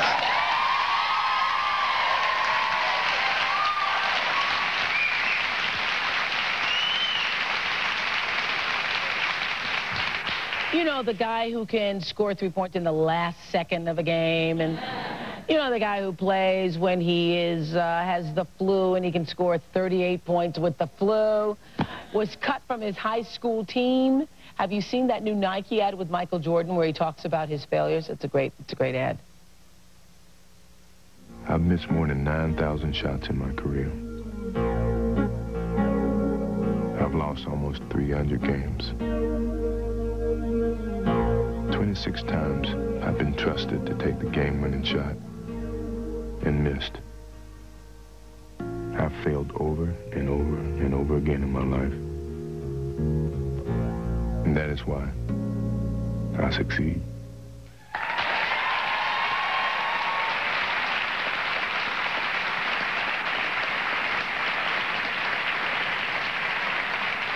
That's a great ad. Well, of course, I, too, have shared my rejection when I was just starting out in television. Recently, when I gave the commencement. Microsoft co-founder Paul Allen wants to buy the team, but he's issued an ultimatum to the voters. Approve the stadium or I'm not buying. The question is, are the voters buying that? The News Center's Craig Cheatham reports. This is a virtual tour of what could become the future home of the Seattle Seahawks. The $425 million football and soccer stadium would replace the Kingdome. Sally, hi. This is Melinda McCready with Our Team Works in Vancouver, returning your call. Stadium supporters are spending the final hours of the campaign working the phones. Our job, our focus in the field now is strictly to turn out our voters. Weeks of campaigning, including high-profile pit stops with the Seahawks bus and hundreds of expensive TV commercials, have helped supporters gain about 20 points in the polls. I think that we need a stadium, and we need a bigger one, and one that's more secure. Because I don't feel that the one we have now is very secure. Not when they have to spend millions of dollars to fix the ceiling in it. I think I'm going to end up voting for it. Obviously, it's going to benefit the economy here, but down south, I don't see we're really going to benefit that much from it. The stadium package calls for Paul Allen, the billionaire who wants to buy the team, to spend $100 million. Most of the rest will come from a new lottery game, taxes on admission, parking, and a hotel-motel tax in King County. That is real state-of-the-art corporate fascism. Consumer advocate Ralph Nader blasted the plan, calling it corporate welfare. Many voters agree. Some believe Allen's threat to walk away from the Seahawks if the stadium is rejected is nothing more than blackmail. But always they keep saying, you don't vote for this, I won't do this, and that isn't right. Allen is paying $4 million for the special election. He's also spent $5 million on TV ads. It's expected to be a very tight race. In Vancouver, Craig Cheatham, News Center 6. Well, this whole issue is generating a lot of interest. Nearly half the mail-in ballots have already been received. Election officials predict half the state's registered voters will cast a ballot on that stadium. Have you ever broken down? O'Neill. And And Don Zimmer is not the youngest anything, but you won't believe what has him so worked up. We'll be right back. We're apparently handing out some pamphlets at this mall, which was against mall policy. And after mouthing off, the cops took him in for disorderly conduct. He was released, by the way, yesterday. Just to save the city from absolute boredom, they should give the NBA title to somebody else next year. Dennis Rodman, who kept swearing last year at this event, promised not to do so, and he kept his word for the most part. Michael Jordan, meanwhile, thanked the people of Chicago, and coach Phil Jackson gave a 22-second speech. That's not even a speech, I don't think. It's a sentence. Shortest on the team. He's the best heavyweight fighter living in the North. Phil had a weekend to forget in his hometown of Columbia, South Carolina. The young Blazer forward spent a night in a local jail after being arrested for allegedly mouthing off at a sheriff's deputy. The incident occurred at a Columbia mall. Here's the skinny. Some of Jermaine's friends were handing out pamphlets. They were asked to stop doing that. Jermaine came to the aid of one of his buddies, and after they were asked to leave the mall, Jermaine allegedly cursed to another friend outside his car. O'Neal was then charged with disorderly conduct. His court date is July 3rd. Sounds like somebody wanted to make a whole lot out of nothing. Blazer management is aware of the incident, but wants more information before commenting. Sticking with hoops, are you tired of the expression, been there, done that? Well, you're probably a bit weary then of the ongoing Bulls celebrations. But this year's party was fun, thanks to Steve Kerr, who brought the house down with the account of what really happened on his last-second title-winning shot. Clear it up. When we called timeout with 25 seconds to go, we went into the huddle, and Phil told Michael, he said, "Michael, I want you to take the last shot." And Michael said, "You know, Phil, I don't feel real comfortable in these situations." And then Scotty came in and said, "You know, Phil, Michael said in his commercial that, you know, he's been asked to do this 26 times and he's failed. So why don't we go to Steve?" Well, I guess I got to bail Michael out again. That was one of the best lines I've heard in a long time. We're going to baseball now, interleague play. You know it by now, brought the White Sox and Cubs together for the first time since the turn of the century. Yes, sir, the last time these two teams met in a game. Goggles, enrolled in a class with a Milwaukee company called Swim Bait. Grab in. Okay, but I can't teach it. Jerome Kersey shows up and Ed goes like this. Oh, yes. Man. Well, I could do that anyway, you know. Darling. Jerome would have squashed me like a bug if he fell on me, you know. We need to get you in some lessons, Ed. You're not looking real sharp out there. All right, floating headlines. We'll tell you about the latest trouble Jermaine O'Neal has in his own hometown in Columbia, South Carolina. Whatever you do, don't blink. It's real TV. This fire. Seeing you again. Jermaine O'Neal was arrested, allegedly for cussing to a friend about a deputy sheriff in his native Columbia, South Carolina. According to police, Jermaine was with friends who were handing out pamphlets at a mall when the deputy sheriff ordered them to move on. One of O'Neal's friends allegedly cussed the cop. Authorities say just before Jermaine was about to drive off in his car, he cussed to a friend about the cop's actions. That's a big deal in Columbia, South Carolina. So Jermaine was arrested for mouthing off. O'Neal spent a night in jail. His court date is July 3rd. Go figure. Just jubilation in Chicago today. For the 5th time in 7 years, the Bulls celebrated as world champs. We were represented by our news director who played the Blues brother Jake. Now, Steve Kerr, who hit the championship-winning shot, had the best line. We went into the huddle, and Phil told Michael, he said, "Michael, I want you to take the last shot." And Michael said, "You know, Phil, I don't feel real comfortable in these situations. So maybe we ought to go in another direction." And then Scotty came in and said, "You know, Phil, Michael said in his commercial that, you know, he's been asked to do this 26 times and he's failed. So why don't we go to Steve?" Well, I guess I got to bail Michael out again.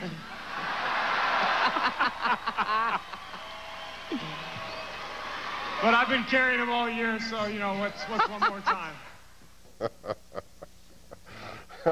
A couple of America's best Oregon City teammates played their last basketball game together last night, leaving some great memories and a bunch of championships behind. More from my partner, Running Ann Schatz. One last time in the same uniform, and on the same floor. Last night's All-Star get-together was much more than just a game for Bree Meharry and Ashley Smith. The Oregon City teammates knew this day was a-coming. For 4 years, they won everything in sight. 4 consecutive 4A state titles, 3-peat national champs. Now, separate Division I collegiate careers await the two pals. Meharry heading down to Eugene. Ashley hooking up with Vanderbilt. So, this was it. And it didn't feel so good. Really bad, actually. I hate to, you know, it's so sad to think that that's our last game together, but that's it. And I think we talked about that, and at halftime I was saying, you know, we only have 20 minutes left together, and so it's kind of sad for me. Obviously, it's going to be tough not to play with her because she knows exactly what I do, and I know what she does, and it's going to be hard not to have a dominant post in there that can board and is relentless, but I'm going to have to adjust just like I adjusted to her in high school. So.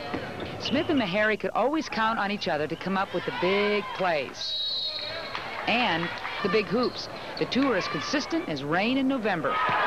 Great players come and go all the time, but these two, something special. Ann Schatz, News Center 6 Sports. The scene haunted Ernie Irvan so badly that he got the shakes. At the same time, it was the most triumphant moment in Ernie Irvan's career. This was the scene at Michigan.